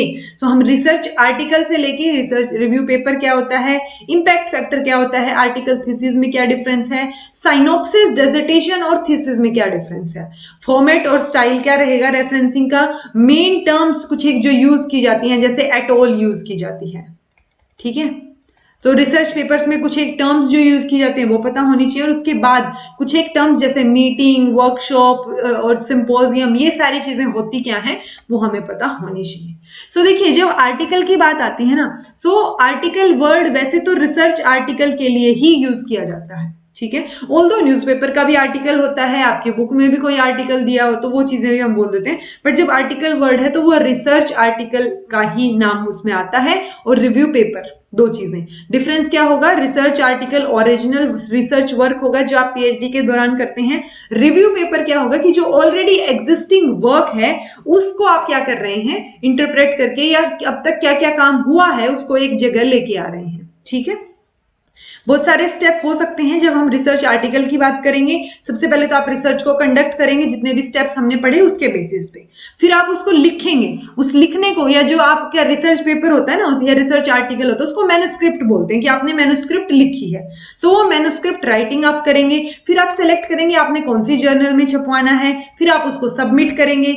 सबमिट करने के बाद आप ट्रैक करेंगे उसकी साइट के ऊपर कि आपकी जो आपने जो सबमिट किया है वो एडिटर के पास है, या फिर जो है वो उन्होंने रिव्यूअर के पास रिव्यू करने को भेज दिया है, राइट। क्योंकि आपके जितने भी आर्टिकल्स जो आप भेजते हैं ना, सबमिट करते हैं किसी भी जर्नल में, वो फर्दर रिव्यू करवाते हैं रिव्यूअर से कि क्या ये इस जर्नल में छपने के लायक है भी या नहीं, ठीक है। सो वो रिव्यूअर के पास है या नहीं, मतलब वो जो मैन्युस्क्रिप्ट है आपकी वो कहाँ पे है फिलहाल, उसकी क्या प्रोग्रेस चल रही है, वो ट्रैक कर सकते हैं, ठीक है। फिर रिव्यू होगा, फिर पता चलेगा कि मैन्युस्क्रिप्ट आपकी एक्सेप्ट हुई है, रिजेक्ट हुई है, या फिर वो आपको चेंजेस करने को बोल रहे हैं कि भाई इन चेंजेस के साथ आप वापस से सबमिट कीजिए, फिर हम सोचेंगे, ठीक है। फिर पोस्ट पब्लिकेशन की बातें आती हैं कि पब्लिकेशन में क्या होता है, कुछ एक ओपन एक्सेस में पब्लिश होती हैं चीजें, ठीक है। ओपन एक्सेस में मतलब सब लोग उसको देख सकते हैं। तो ओपन एक्सेस में कोई भी आर्टिकल आपको अगर पब्लिश करवाना है आपका, तो आपको वहां पे क्या देने पड़ेंगे, पैसे देने पड़ेंगे, ठीक है, या डॉलर देने पड़ेंगे, कुछ लगा लीजिए। सो वो पैसे देने पड़ते हैं, क्योंकि वो जो सब्सक्रिप्शन होता है ना, कि कोई भी जर्नल है उसमें कोई आर्टिकल है, अगर वो इंपॉर्टेंट आर्टिकल है तो हमें वो कंप्लीट आर्टिकल नहीं दिखता, हमें उसके लिए सब्सक्रिप्शन लेना पड़ता है, और उस सब्सक्रिप्शन के थ्रू ही वो जर्नल पैसे कमाता है, राइट। सो वो अगर आप चाह रहे हैं कि आपका आर्टिकल सबको दिख जाए, सब लोग उसको एक्सेस कर सकें, सो वो कुछ पैसे जो है वो आपको भरने पड़ेंगे ओपन एक्सेस में आर्टिकल को छपवाने के लिए, ठीक है। रिव्यू आर्टिकल या रिव्यू पेपर क्या रहेगा, वो जो पहले से फाइंडिंग्स है ना, फाइंडिंग्स ऑफ एग्जिस्टिंग लिटरेचर, उनको समराइज करते हैं। यानी आपने एक टॉपिक लिया, उस टॉपिक से रिलेटेड जितने भी ऑलरेडी पब्लिश्ड आर्टिकल्स हैं वो आपने डाउनलोड किए, उनको पढ़ा, और उनके बेसिस पे आपने एक रिव्यू पेपर लिखा। यानी आपने उन सारे आर्टिकल्स में क्या क्या जिस्ट था, क्या चीजों को वो बोलना चाह रहे हैं, वो आप यहाँ पे क्या कर रहे हैं, रिव्यू पेपर में लिख रहे हैं, और फिर वही सेम चीज होगी, आप सबमिट करेंगे, चेक करेंगे, ट्रैक करेंगे, वो सारी चीजें, ठीक है। सो रिव्यू आर्टिकल जो है वो 3 तरीके का हो सकता है। एक होगा नैरेटिव रिव्यू, जिसमें आप क्या करते हैं, जो एग्जिस्टिंग नॉलेज है किसी भी टॉपिक से रिलेटेड जो पब्लिश्ड है ऑलरेडी, आप उसको क्या कर रहे हैं, एक्सप्लेन कर रहे हैं बेसिकली, ठीक है। आपने शॉर्ट में उन सारी चीजों को इंक्लूड करके उसको एक्सप्लेन कर दिया, नरेट कर दिया, ठीक है। सिस्टमैटिक रिव्यू क्या होएगा? It searches for the answer to a particular question. So जब एक क्वेश्चन का आंसर आप ढूंढना चाह रहे हो तब आप सिस्टमैटिकली रिव्यू करेंगे कि आप जो है कौन कौन से एग्जिस्टिंग साइंटिफिक लिटरेचर को आप इंक्लूड करना चाह रहे हैं। मेटा एनालिसिस क्या होगा? वो कंपेयर भी करेंगे और फिर कुछ जो फाइंडिंग्स हैं उनको फिर क्या कर देंगे? कंबाइन कर देंगे, तो वो मेटा एनालिसिस होगा। अब कुछ एक रेप्यूटेड जर्नल्स होते हैं जो कि रिव्यू आर्टिकल्स को पब्लिश करते हैं। अगर एक अच्छे जो है गुड पीयर रिव्यूड जर्नल में आपका क्या होता है? पब्लिश होता है, तो उसका इम्पैक्ट जो है वो ज्यादा रहता है। और उसी इम्पैक्ट से एक वर्ड आता है इम्पैक्ट फैक्टर, यानी हर एक जर्नल का अपना एक इम्पैक्ट फैक्टर होता है। अगर इम्पैक्ट फैक्टर ज्यादा है, मान लो 10 है, एक का इम्पैक्ट फैक्टर, एक का इम्पैक्ट फैक्टर 4 है, ठीक है। सो ये जो 10 वाली जो जर्नल है वो ज्यादा इंपॉर्टेंस या इम्पैक्ट रहेगा उसका, यानी जितना ज्यादा आपका इम्पैक्ट फैक्टर रहेगा उतना ही ज्यादा इम्पैक्ट फैक्टर का मतलब ही वो हो गया ना कि आपकी जो जर्नल है वो अच्छी है, ठीक है जी, बिल्कुल रो लैंग्वेज में कि बहुत बढ़िया है, ज्यादा इंपैक्ट फैक्टर है। सो इंपैक्ट फैक्टर क्या होगा? एकेडमिक जर्नल का is a measure reflecting the average number of citation to recent article published in the journal. मान लो एक देखो साइटेशन क्या होता है कि आपने कोई रिसर्च आर्टिकल लिखा, उसको पब्लिश करवाया, अब किसी और ये तो आपने ए पर्सन ने ये रिसर्च आर्टिकल लिखा, अब एक बी पर्सन है दूसरा, उसने एक रिसर्च आर्टिकल लिखा या रिव्यू पेपर लिखा, ठीक है। उसके जो रेफरेंसेस होते हैं ना, वो रेफरेंसेस में आपका नाम होना कि किसी और ने आपके काम को पढ़ा है, देखा है और उसको लगा कि हाँ ये इंपॉर्टेंट काम है और उसको इंक्लूड कर लिया, यानी कि उस जो बी वाला इंसान है उसने आपके काम को साइट कर दिया, यानी आपके काम को वहां पे दर्जा आपको क्या दिया? क्रेडिट दिया कि हाँ ये पढ़ा है मैंने और इस चीज को इंक्लूड किया है, ठीक है, वो साइटेशन होगी। सो एक जर्नल में मान लो एक साल में 10 पेपर पब्लिश हुए, ठीक है। अब उन 10 पब्लिश्ड पेपर को कितनी बार साइट किया गया, ठीक है, वो उस चीज को हम क्या करते हैं, उस वहां से इंपैक्ट फैक्टर उस जर्नल का निकलेगा। यानी कि मान लो उन 10 पेपर को जो है 20 बार साइट किया गया, ठीक है, सो 10/20 करके हम उसका इंपैक्ट फैक्टर निकाल लेंगे। यानी कि जितनी भी साइटेशंस हुई हैं उनके बेसिस पे आप क्या कर रहे हैं? इंपैक्ट फैक्टर निकाल रहे हैं। It reflects the relative importance of a journal within its field. So वो importance दिखाएगा उस जर्नल की कि कितना important है वो जर्नल और उसमें कैसा काम किया गया है, ठीक है। सो अगर ज्यादा काम किया गया है तो वो क्या करेगा? उसके पास ज्यादा साइटेशंस होंगी और अच्छी साइटेशंस होंगी और उन साइटेशंस के बेसिस पे ही हम इंपैक्ट फैक्टर निकालेंगे। सो जर्नल जिसका हायर इंपैक्ट फैक्टर होगा वो ज्यादा इंपॉर्टेंट मानी जाती है एज कंपैरिजन टू जिनका कम इंपैक्ट फैक्टर होगा, यानी ज्यादा इंपैक्ट फैक्टर मतलब अच्छा काम छपा हुआ है उसमें। एक होता है एच इंडेक्स। एच इंडेक्स क्या शो करता है? वो प्रोडक्टिविटी और जो इंपैक्ट है आपके पब्लिश्ड वर्क का उसको शो करता है। यानी मान लो आप एक स्कॉलर हैं, आपके जो है 2-3 आर्टिकल पब्लिश हुए हैं या जितने भी आर्टिकल पब्लिश हुए हैं, तो वो कौन से इंपैक्ट फैक्टर की जो है जर्नल में पब्लिश हुए हैं, आपकी प्रोडक्टिविटी क्या है, उनके बेसिस पे एक एच इंडेक्स निकलता है।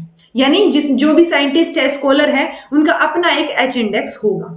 एक होता है जी इंडेक्स, वो भी क्या होता है? एच इंडेक्स की तरह ही होता है। ये एवरेज साइटेशन काउंट होता है कि कितनी साइटेशन आपकी हुई है उनका एवरेज। मान लो आपके 2 रिसर्च पेपर हैं और आपकी 20 साइटेशन हो गई उन्हीं 2 रिसर्च पेपर की, सो 2 बाय करके ये क्या हो गया? आपका 10 जो है वो जी इंडेक्स आ गया। यानी आप एवरेज निकाल रहे हैं किसका? साइटेशन काउंट का, कितनी जितनी बार साइटेशन हुई है उसका और अपने आपके जो पेपर है उनका।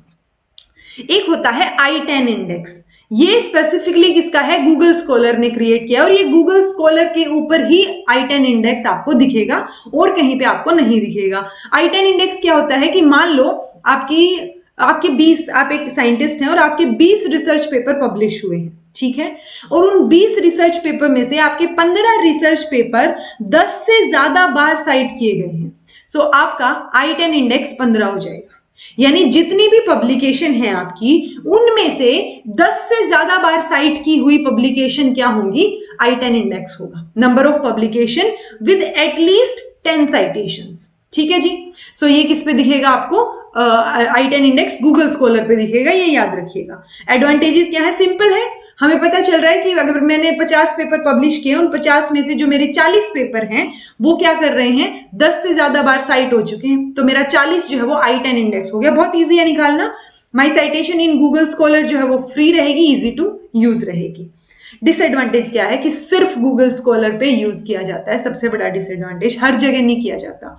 सो अब हम क्या करेंगे, एक बार चेक करते हैं। चार्ल्स रॉबर्ट डार्विन आपने नाम सुना होगा, जो फिट टेस्ट जो थियरी है ना, सर्वाइवल ऑफ द फिटेस्ट, उसके लिए ज्यादा जाने जाते हैं। सो इनका एक बार हम चेक करते हैं कि I10 इंडेक्स क्या है। ठीक है जी। सो यहाँ पे आपको गूगल का पेज दिख रहा होगा, आप कैसे टाइप करेंगे वो मैं आपको बताती हूँ। कि सबसे पहले हम गूगल स्कॉलर टाइप करेंगे। यहाँ पे गूगल स्कॉलर करते ही ये जो ओपन हो गया, फर्स्ट जो है गूगल स्कॉलर पे हम चले गए। गूगल स्कॉलर पे जाने के बाद आपने जिसका भी देखनी है साइटेशन, ठीक है, मुझे किसकी देखनी है, चार्ल्स डार्विन,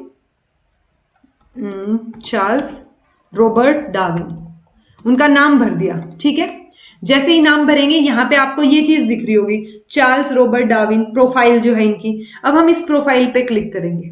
ठीक है, प्रोफाइल पे क्लिक करते ही आपको यहाँ पे दिख जाएगा कब से कब तक इन्होंने टाइम पीरियड था इनका काम किया इन्होंने।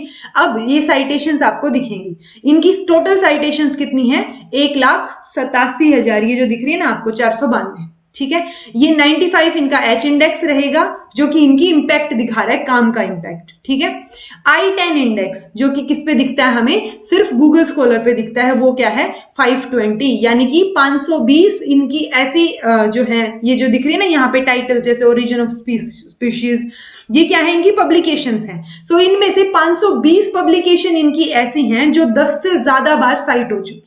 ठीक है, सो ये क्या रहेगा, हमारा साइटेशन रहेगा। यहां से आप हर एक किसी का, जिसका भी आप देखना चाहें कि वो कितनी बार साइट हुए हैं या कितना अच्छा उनका काम है, सो वो I10 इंडेक्स या H इंडेक्स से यहाँ पे आप देख सकते हैं। ठीक है जी।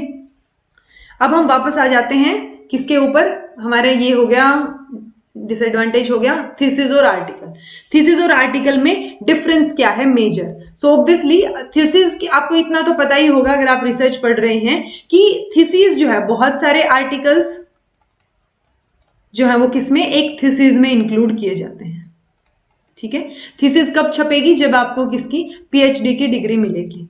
ठीक है, तभी तो आपकी वो थीसिस छापता है ना कि हाँ भाई मैंने थीसिस पब्लिश की है, तब जाके मुझे PhD की डिग्री मिल रही है। और आर्टिकल क्या होंगे, कोई भी एक रिसर्च आर्टिकल जो आपने पब्लिश किया है। ठीक है, सो ये चीज अगर आप ध्यान रखेंगे तो आपको सारे की सारी चीजें इजीली समझ आ जाएंगी। पर्पस क्या रहेगा, पर्पस जो है वो education as it shows how much a person knows. तो थीसिस में सारी चीजें उसकी पब्लिश होंगी, जितना भी उसने काम किया है, तो हमें पता चलेगा उस इंसान को कितना पता है उन चीजों के बारे में। आर्टिकल है तो आर्टिकल से क्या हो जाएगी, उस साइंटिस्ट की या उस स्कॉलर की क्रेडिबिलिटी, उसका कंट्रीब्यूशन जो है वो चीज दिखेगी हमें, ये पर्पस है। ऑडियंस की अगर बात करें, सो थीसिस को कौन देखेगा, जो एजुकेशनल कमेटी है या जो प्रोफेसर्स हैं, जो आपका वाइवा लेने के लिए बैठेंगे, जो आपसे क्वेश्चंस पूछेंगे और फिर वो डिसाइड करेंगे कि आपको डिग्री दी जानी चाहिए या नहीं, मतलब आप एक डिग्री के वर्दी हैं भी या नहीं। ठीक है, सो वो ऑडियंस कौन रहेगी, यहाँ पे एजुकेशनल कमेटी और प्रोफेसर्स रहेंगे। आर्टिकल में क्या रहेगा कि वो सिर्फ जर्नल को भेज रहे हैं और वहां पे वो चीज पब्लिश हो रही है या नहीं हो रही। अगर वो चीज वहां पब्लिश होती है तो आप एक अच्छे साइंटिस्ट या एक अच्छे रिसर्चर के रूप में उभर के आते हैं। ठीक है, लेकिन आपको डिग्री कहाँ मिलती है, आपको थीसिस के बाद डिग्री मिलती है। अब थीसिस के अंदर सारा काम है, तो ऑब्वियसली वो लंबी होगी। एब्स्ट्रैक्ट क्या होता है कि जब आप कोई भी टाइटल के साथ लिख रहे हैं तो वो स्टार्टिंग में एब्स्ट्रैक्ट देते हैं आप कि हाँ मेजर काम क्या है आपका, या किस चीज के ऊपर आपने काम किया है। सो वो 500 वर्ड से ज्यादा हो सकता है एब्स्ट्रैक्ट में। आर्टिकल में बहुत कंसाइज होता है, छोटा सा लिखते हैं हम, 150 से 250 वर्ड का। इंट्रोडक्शन भी थीसिस का डिटेल्ड होगा, थीसिस में सारी चीजें डिटेल में होंगी, आर्टिकल में वो चीजें कंपैक्ट होंगी। ठीक है, रिप्रेजेंटेशन जो है वो कंट्रोल रहेगी आर्टिकल में। थीसिस में हम रिप्रेजेंटेशन अच्छे से करते हैं, एक्सटेंसिव प्रेजेंटेशन होती है। ठीक है, डिस्कशन की बात करें तो सारे रिजल्ट्स और डाटा जो है वो अच्छे से डिस्कस किया होता है थीसिस में। कंट्रोल या क्लियर या छोटे रूप में हम डिस्कस करते हैं आर्टिकल में। रेफरेंसेस बहुत सारे होते हैं थीसिस में, क्योंकि जितने आर्टिकल में रेफरेंसेस हैं वो सारे के सारे तो थीसिस में होंगे ही, उसके अलावा भी हो सकते हैं, राइट। तो आर्टिकल में सिलेक्टिव लिस्ट होती है रेफरेंसेस की, और यहाँ पे एग्जॉस्टिव होती है। अपेंडिसेस अगर कई बार आपने देखा हो, नोटिस किया हो, बुक्स के लास्ट में भी अपेंडिसेस के पेजेस होते हैं, राइट। सो जिसमें या तो टेबल दी होती है या फिर जो है उनमें पर्टिकुलरली कोई शॉर्ट फॉर्म्स दी होती है, कुछ ना कुछ होता है उस पोर्शन में एक्स्ट्रा। सो वो थीसिस में तो मैंडेटरी होता है। लेकिन आर्टिकल में क्या होता है, ऑप्शनल होता है, और जहां पे चीजें ऑप्शनल होती है तो वहां पे आपको बहुत कम देखने को मिलेंगे क्योंकि हम अवॉइड ही कर देते हैं।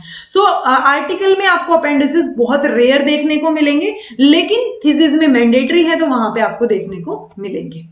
अब साइनोप्सिस, डेजर्टेशन और थीसिस में क्या डिफरेंस है? सो देखिए, दो तरीके होते हैं। एक तो होता है डेजर्टेशन एमएड के दौरान, एमएड यानी कि मास्टर्स के दौरान। अब मास्टर्स में एम टेक वगैरह, एम फिल, वो सारी चीजें भी आ गई, ठीक है। थीसिस क्या होगी? पीएचडी के लिए। अब ये जो मैंने बताया है ये इंडिया और यूके का है आपका, यानी वहां पे ये चीज फॉलो होती है कि आप डेजर्टेशन कब देंगे? अपनी मास्टर्स के दौरान, और आप पीएचडी के दौरान क्या देंगे? थीसिस देंगे।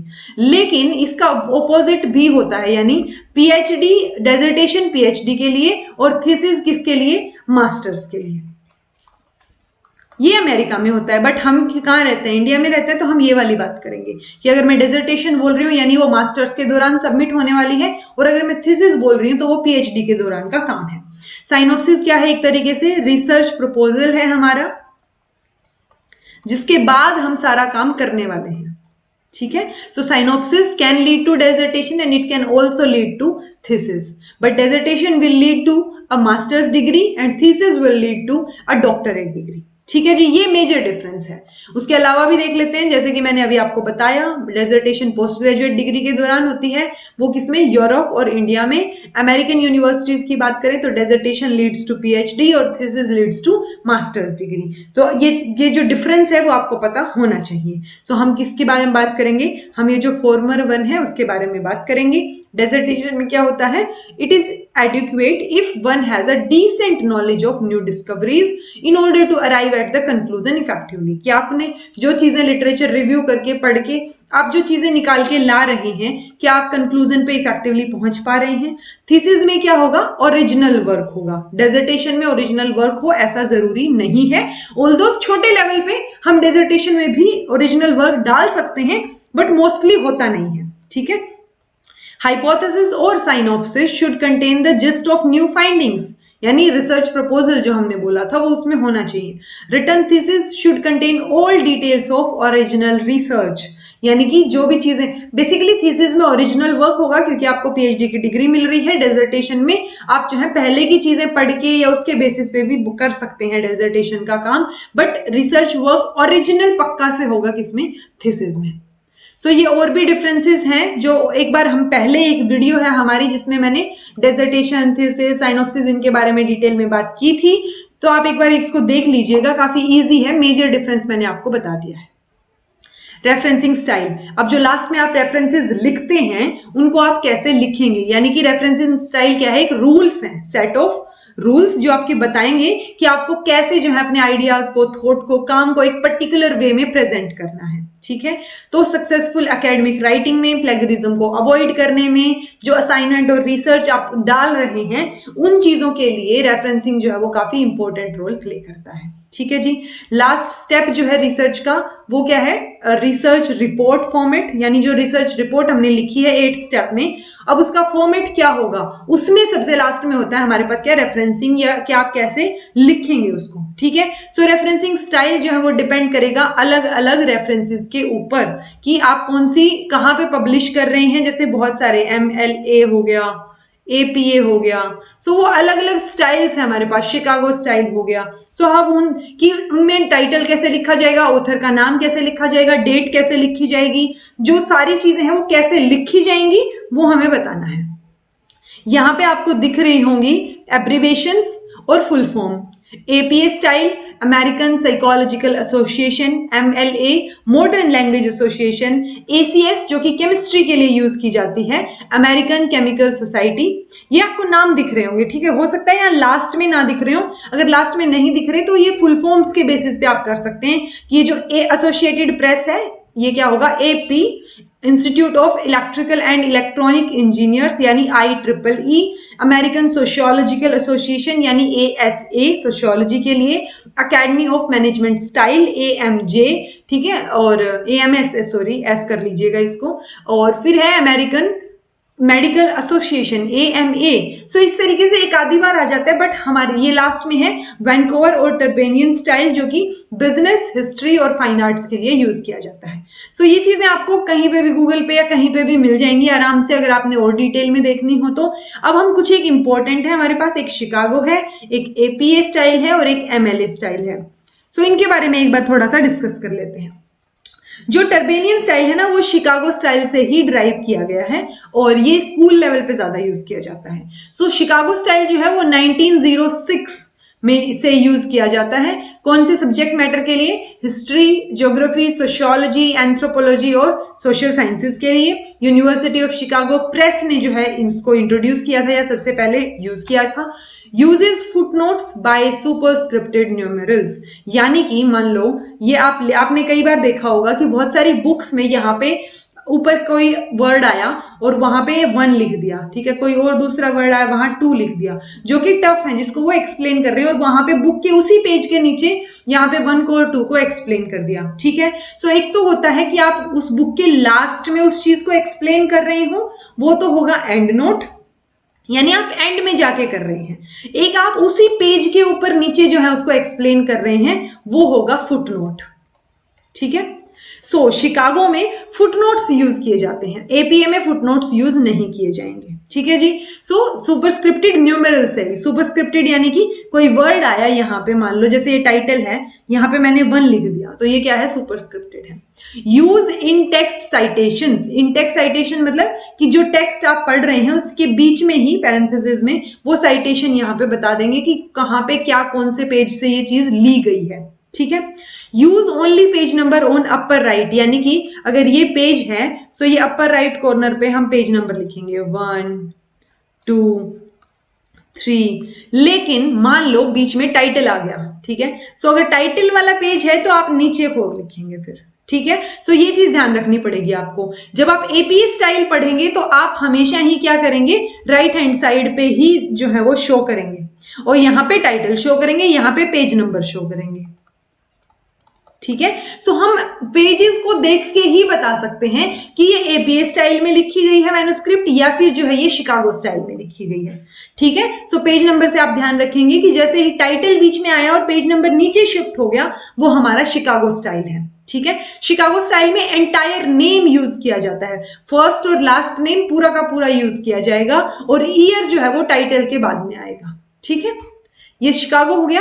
अब APA स्टाइल का देख लेते हैं, 1929, यानी कि पहले शिकागो स्टाइल आया, उसके बाद हम APA पढ़ रहे हैं 1929, और फिर हम MLA पढ़ेंगे, ठीक है। APA मतलब अमेरिकन साइकोलॉजिकल एसोसिएशन ने क्रिएट किया, इसलिए APA स्टाइल हो गया। Social sciences, business, criminal justice, economics, law, इनके लिए यूज किया जाता है। मेडिकल सब्जेक्ट जैसे नर्सिंग या साइकोलॉजी के लिए यूज किया जाता है। ये क्या है? सिर्फ इनटेक्स्ट साइटेशंस यूज करेंगे। तो इनटेक्स्ट साइटेशन 2 तरीके के हो सकते हैं ना, एक तो मैंने आपको बताया कि वर्ड आया और उसके ऊपर आपने न्यूमेरल्स मेंशन कर दिए, ठीक है। सो ये क्या करेंगे? ऑथर का नाम, ईयर, पेज नंबर। सो आप पैरेंथेसिस में ऐसे इनटेक्स्ट साइटेशन अगर आपको दिखती है तो वो APA स्टाइल है। पेजेस कहाँ होंगे? अपर राइट हैंड कॉर्नर पे होंगे with title on the left, यानी अगर टाइटल आ रहा है तो जरूरी नहीं है कि वो नीचे शिफ्ट हो जाएगा, वो नीचे शिफ्ट होगा वो किसमें? शिकागो स्टाइल में। ये चीज ध्यान रखिएगा। Only the initials of first and middle name, initials use किए जाते हैं। जैसे शिकागो स्टाइल में कंप्लीट नाम यूज किया जाता है, वो भी फर्स्ट और सेकेंड नेम दोनों के दोनों नाम जो है वो ऑथर के कंप्लीट, ठीक है, यानी सरनेम कंप्लीट दिखाया जाता है इसमें। APA स्टाइल में सिर्फ जैसे कि मान लो कुछ भी है, कोई भी जैसे चार्ल्स डार्विन है, कुछ भी है, तो वो CJ ऐसे दिखेगा आपको, सिर्फ आपको इनिशियल्स दिखेंगे। इनिशियल्स के लिए एक इसका पर्पस, मेजर पर्पस क्या है इनिशियल्स का? ताकि वो बायसनेस, डिस्क्रिमिनेशन, सरनेम के बेसिस पे वो सारी चीजें ना हो, कि वो जेंडर, रेस, किसी भी बेसिस पे डिस्क्रिमिनेशन ना हो, ठीक है। दूसरा, ईयर जो है वो ऑथर की डिटेल में ही दिखेगा। मान लो स्मिथ कोई ऑथर है, जैसे ये एग्जांपल है यहाँ पे, स्मिथ डॉट ये J, इनिशियल ये J हो गया, ठीक है। ये जो 1998 दिख रहा है ये क्या है, ईयर है। सो ऑथर के जस्ट बाद यहाँ पे क्या आएगा, ईयर आएगा। ये ईयर यहाँ मेंशन करने का इनका रीजन क्या है एपीए स्टाइल वालों का, कि यहाँ पे रीसेंट स्टडीज ज्यादा, जो रीसेंट स्टडीज जो है ना वो उनको ज्यादा प्रेफरेंस देते हैं, कि जो रीसेंट स्टडीज है वो यहीं से पता चल जाए, हमें लास्ट में कहीं जाके ढूंढना ना पड़े, हमें यहाँ से पता चल जाएगा कि ये स्टडी रिसेंट की है या कब कब छपी थी। ठीक है, सो उससे पता चल जाएगा। उसके बाद जो है यहाँ पे हम फुल स्टॉप्स यूज करते हैं कई बार, या ये यहाँ पे पूरा का पूरा टाइटल हो गया ना, टाइटल के बाद फुल स्टॉप। सो ये एपी स्टाइल हो गया। एमएलए स्टाइल की अगर बात करें तो ये first publish by modern language association of America 1995 sorry. So वो 1906 1929 था आई थिंक, 1929, ये 1906। सो 1906 1929 और 1995। सो ये क्या है हमारा एमएलए। आप थोड़ा ध्यान रखिएगा कि पहले कौन सा आया था, एपीए, और ये हमारा है शिकागो। ठीक है जी। यूज्ड इन ह्यूमैनिटीज और लिटरेचर में ये यूज किया जाता है। जो है इसमें पैरेंथेटिकल साइटेशन होगी, यानी वही जो पैरेंथेसिस में हम नाम लिखेंगे यहाँ पे साइटेशन। ठीक है। एंटायर नेम यहाँ पे यूज किया जाता है, जैसे ऑथर का नाम, फिर फर्स्ट नेम, फिर टाइटल। टाइटल को हमेशा इन्वर्टेड कोमा में मिलेगा आपको यहाँ। ठीक है। फिर टाइटल ऑफ जर्नल, वॉल्यूम, कौन से ईयर में इशू हुई है वो, पेज नंबर क्या है, पेजेस कहां से कहां तक हैं, डाटाबेस क्या है, डेट, वेब, डीओआई, वो सारी चीजें। ठीक है। जैसे स्मिथ और जॉन, यहाँ पे पूरा नाम लिखे गए हैं, यहाँ पे एस जे या स्मिथ के आगे सिर्फ जे नहीं लिखा गया। ठीक है। सो इनिशियल्स नहीं, इसमें एंटायर नेम यूज होता है। टाइटल जो है उसको अंडरलाइन किया जाता है। ठीक है। टाइटल अंडरलाइन शिकागो में और उसमें भी नहीं था, एपीए में तो बिल्कुल ही नहीं था। तो ये चीज ध्यान रखिएगा। अगर टाइटल के जस्ट बाद में क्या आ जाए, यहाँ पे ईयर आ जाए, तो वो एपीए स्टाइल है। अगर आपको कोई मैन्युस्क्रिप्ट देख के बताना है तो आप टाइटल के बेसिस पे, कि टाइटल है, यहाँ पे नंबर है, लेफ्ट साइड में टाइटल है, यहाँ पेज नंबर है, सो वो एपीए स्टाइल। अगर टाइटल बीच में है और नंबर जो है पेज नंबर नीचे शिफ्ट हो गया टाइटल की वजह से, तो वो शिकागो स्टाइल। ठीक है जी। Type of insight, in text citation, मैंने कहा था ना बीच में हम साइट कर देते हैं, तो वो दो तरीके की हो सकती है। एक होगी पैरेंथेटिकल, दूसरी होगी न्यूमेरिकल। पैरेंथेटिकल में क्या होता है, शॉर्ट रेफरेंस होता है पैरेंथेसिस में। ठीक है, कि ये लाइन यहाँ पे अगर खत्म हुई है तो मैं यहाँ पैरेंथेसिस में बता रही हूं कि मैंने ये कहां से देखा था या ऑथर कौन था। ठीक है। सो ये पैरेंथेटिकल साइटेशन में एपीए, एमएलए, शिकागो, ये तीनों के तीनों ही यहीं पे आ जाते हैं। तो ये चीज आप ध्यान रखिएगा। Numerical citation Chicago notes and bibliography है, वैंकूवर है, ओस्कोला है, IEEE है, AM है, ACS है। सो ये सारी चीजों में न्यूमेरिकल साइटेशन होती है, कि लास्ट में आपने क्या किया, यहाँ पे सिर्फ न्यूमेरिकल ऐड कर दिया 1 2 3, और फिर एंड में जाके उसकी साइटेशन की आप 1 वाला रेफरेंस देखिए लास्ट पेज पे जाके। ठीक है। पैरेंथेटिकल साइटेशन में आप वहीं पे बता रहे हैं पैरेंथेसिस में। ठीक है जी। जैसे ये क्या है, दो ऑथर है, मान लो रेफरेंसिंग स्टाइल एपीए में दो ऑथर, आप कैसे लिखेंगे, नाम, एंड और ब्लिस, नाम लिख दिया। ठीक है। फिर कोमा 2016 और पेज नंबर 11। मल्टीपल ऑथर्स हैं तो आप एटॉल कर देते हैं। एटॉल मतलब क्रेन है, उसके साथ साथ बाकी सारे लोग। ठीक है। सो कोमा जो यूज हो रहे हैं वो किस में यूज हो रहे हैं ज्यादा, एपीए में। एमएलए में क्या हो रहा है, कोई कोमास यूज नहीं हो रहे हैं, डायरेक्ट जो है पेज नंबर आप मेंशन कर रहे हैं। यहाँ पे भी अगर ज्यादा ऑथर हैं तो भी, अगर आपने बुक या जर्नल आर्टिकल को करना है, कोट करना है या रेफरेंस डालना है, सो ऑथर का सरनेम आ जाएगा। जैसे कि ये मेंडेला, ऑथर का सरनेम 1994 और पेज नंबर 1। ऐसे इसमें सिर्फ मेंडेला 1 आ जाएगा, यहाँ पे मेंडेला 1994 और 1। सो ये चीज ध्यान रखिएगा कि फुल स्टॉप, कोमा, ये चीजें कहाँ पे हैं, उसके बेसिस पे हम बता देते हैं कि कौन सी फॉर्म में ये जो है रेफरेंस लिखा गया है। अब कुछ एक मेन टर्म्स हैं जो आपको दिख जाएंगे किसी बुक में, OP.CIT। ठीक है, एब्रीविएशन है ये किसके लिए, ओपस सिटेटम के लिए। मीनिंग क्या है इसका, यानी जो वर्क आपने साइट किया है, कि जिसका रेफरेंस आपने डाल रखा है। It refers to the reference listed earlier by the same author. अगर आपने सेम ऑथर को जो है पहले आपने लिस्ट कर दिया उसको रेफरेंस में, और दोबारा करना है तो आप ये वर्ड यूज कर सकते हैं। आपको कंप्लीट रेफरेंस लिखने की जरूरत नहीं पड़ेगी, आप OP.CIT लिख देंगे। लोक.CIT ये लैटिन ओरिजिन है, लोको सिटेटो, इसका मतलब होता है प्लेस साइटेड, यानी कि फुटनोट और endnote term use to repeat the title and page number of a given work. So ये जब रिपीट ना करना हो आपको तो आप ये मेंशन कर देते हैं। एटोल मतलब ये लोग जो एक नाम आपने लिखा और उसके साथ साथ उसके बहुत सारे साथी हैं। ठीक है। सो सबका नाम देने की बजाय आप एक का नाम देंगे और बाकी सबको क्या कर देंगे, एट ऑल कर देंगे। एक कीवर्ड आपको दिखेगा आई बिड, ये किसका है, आई बिडम, जिसका मतलब होता है इन द सेम प्लेस। मान लो ये बेसिकली किस में यूज होता है, ये शिकागो जर्नल में यूज होता है, एपीए में या एमएलए में यूज नहीं होता, पहली बात। दूसरी बात, किसमें, फुटनोट में यूज होता है, यानी कि यहाँ पे जो लास्ट में नीचे आप फुटनोट में 1 2 3 करके लिखते हैं ना, वहीं पे। और फुटनोट्स किसमें, शिकागो में यूज होते हैं।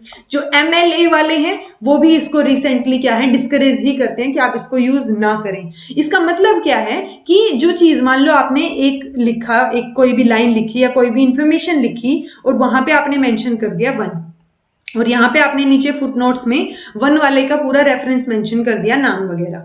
अब आपने और थोड़ा दूर चल के आपको एक और चीज आई 2, और वो दूसरी चीज भी सेम ही आर्टिकल लिखना है आपने, ठीक है, ये सेम रेफरेंस है। सो यहाँ पे सेम रेफरेंस की बजाय आप क्या लिख देंगे, IVID, यानी ये जो ऊपर वाला है ना ये सेम है, ठीक है। सो इसमें थोड़ा सा लॉजिक भी नजर नहीं आता कि या तो आप इन दोनों पे लास्ट में ही एक ही बार रेफरेंस मेंशन कर दीजिए कि जो दोनों इंफॉर्मेशन है, ठीक है। सो वो थोड़ा सा कंफ्यूजिंग है कि ज्यादा यूज करने की जरूरत है नहीं, इसलिए एपीए वाले इसको यूज करते नहीं है, एमएलए वाले इसको डिस्करेज कर रहे हैं, शिकागो वाले इसको अभी भी यूज करते हैं, और ये फुटनोट्स में लिखा जाता है यूजुअली, ठीक है जी। सो इसके बाद हम देखते हैं जो मीटिंग, जो हमने बोला था ना कि कॉन्फ्रेंस, मीटिंग, वेब कॉन्फ्रेंस, ये सब क्या होते हैं, एक बार मतलब देख लेते हैं क्योंकि इनसे रिलेटेड क्वेश्चन आ जाता है।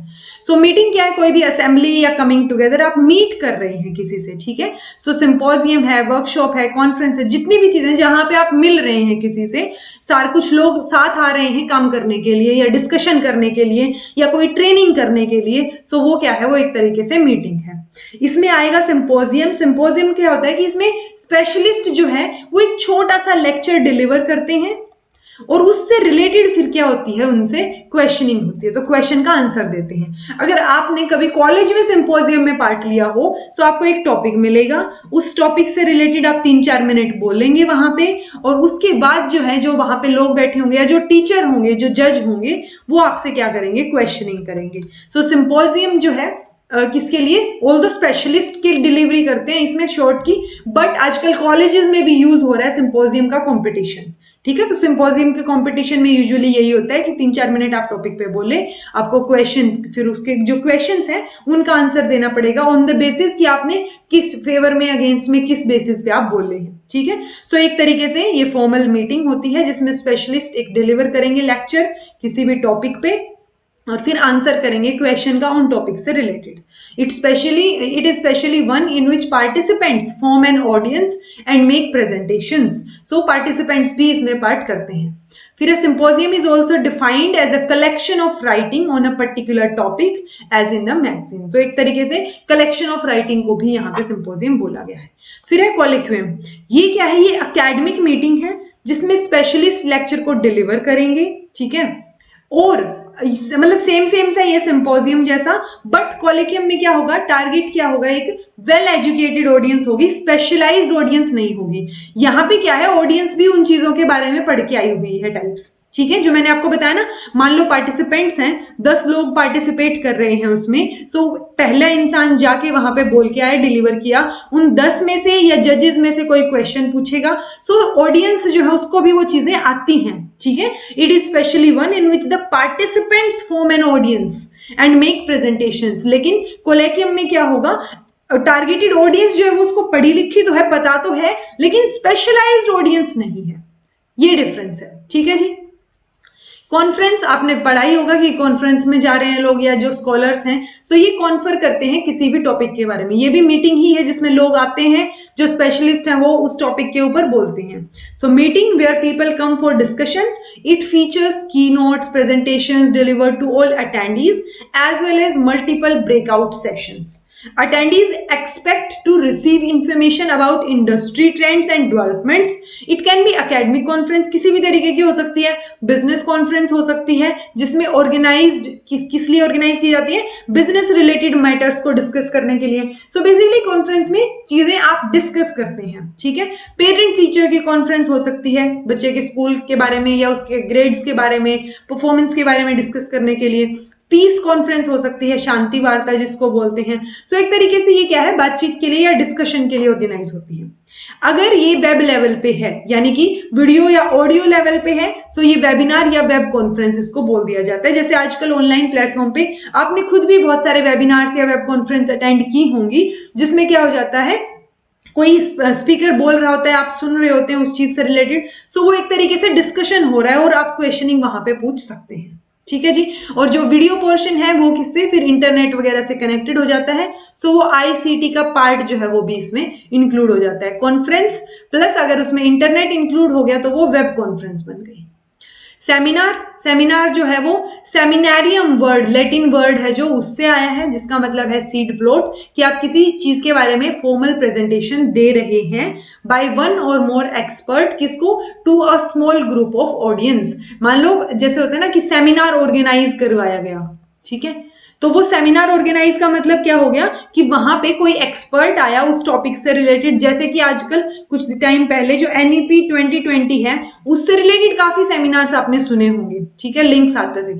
सो वो काफी सेमिनार्स जो हैं वहां पे एक्सपर्ट, जिसको एनईपी 2020 के बारे में सब पढ़ के आए हुए हैं, वो अच्छे से एक्सपर्ट है उसके बारे में, वो उसके ऊपर लेक्चर डिलीवर कर रहे हैं। ठीक है, हो सकता है कई बार हम क्या करते हैं, सेमिनार को किसके थ्रू डिलीवर करवाते हैं, कॉन्फ्रेंस के थ्रू, तो उसको टेली सेमिनार्स भी बोल दिया जाता है।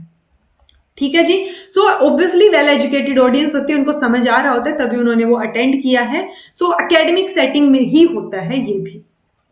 फिर आता है वर्कशॉप। वर्कशॉप में क्या होता है, आप एक तरीके से ये स्मॉलर लेवल पे और मोर इंटेंस होता है सेमिनार से, यानी कि इसमें आप एक तरीके से ट्रेनिंग को इन्वॉल्व कर लीजिए। ठीक है, वर्कशॉप्स में उस पर्टिकुलर चीज से रिलेटेड प्रैक्टिस करवाना या ट्रेन करना, सो वो क्या हो गई, वर्कशॉप्स ऑर्गेनाइज करना हो गया। ठीक है, सो टीचर ट्रेनिंग में भी हम कई बार बोलते हैं कि वर्कशॉप्स ऑर्गेनाइज करवाई जाएं, चाहे वो आईसीटी से रिलेटेड हो या अपडेशन से रिलेटेड हो, सो वो वर्कशॉप किस में आ जाएगी, वो ट्रेनिंग वर्ड जो है आप वर्कशॉप से अटैच करके ध्यान रखेंगे। ठीक है जी। सो ये हमारा फोर्थ चैप्टर, फोर्थ क्लास जो है वो कंप्लीट हो गई है। अब नेक्स्ट जो है वो हमारे पास क्या आएगा, applications of ICT in research, कि रिसर्च का जो फील्ड है उसमें आईसीटी का क्या रोल है, यानी हम कहां कहां पे यूज कर सकते हैं, जो इंफॉर्मेशन कम्युनिकेशन टेक्नोलॉजी है उसको रिसर्च में कहां कहां यूज कर सकते हैं। ठीक है जी। सो ये हम नेक्स्ट वीडियो में बात करेंगे। This was all about today. Thank you so much for watching.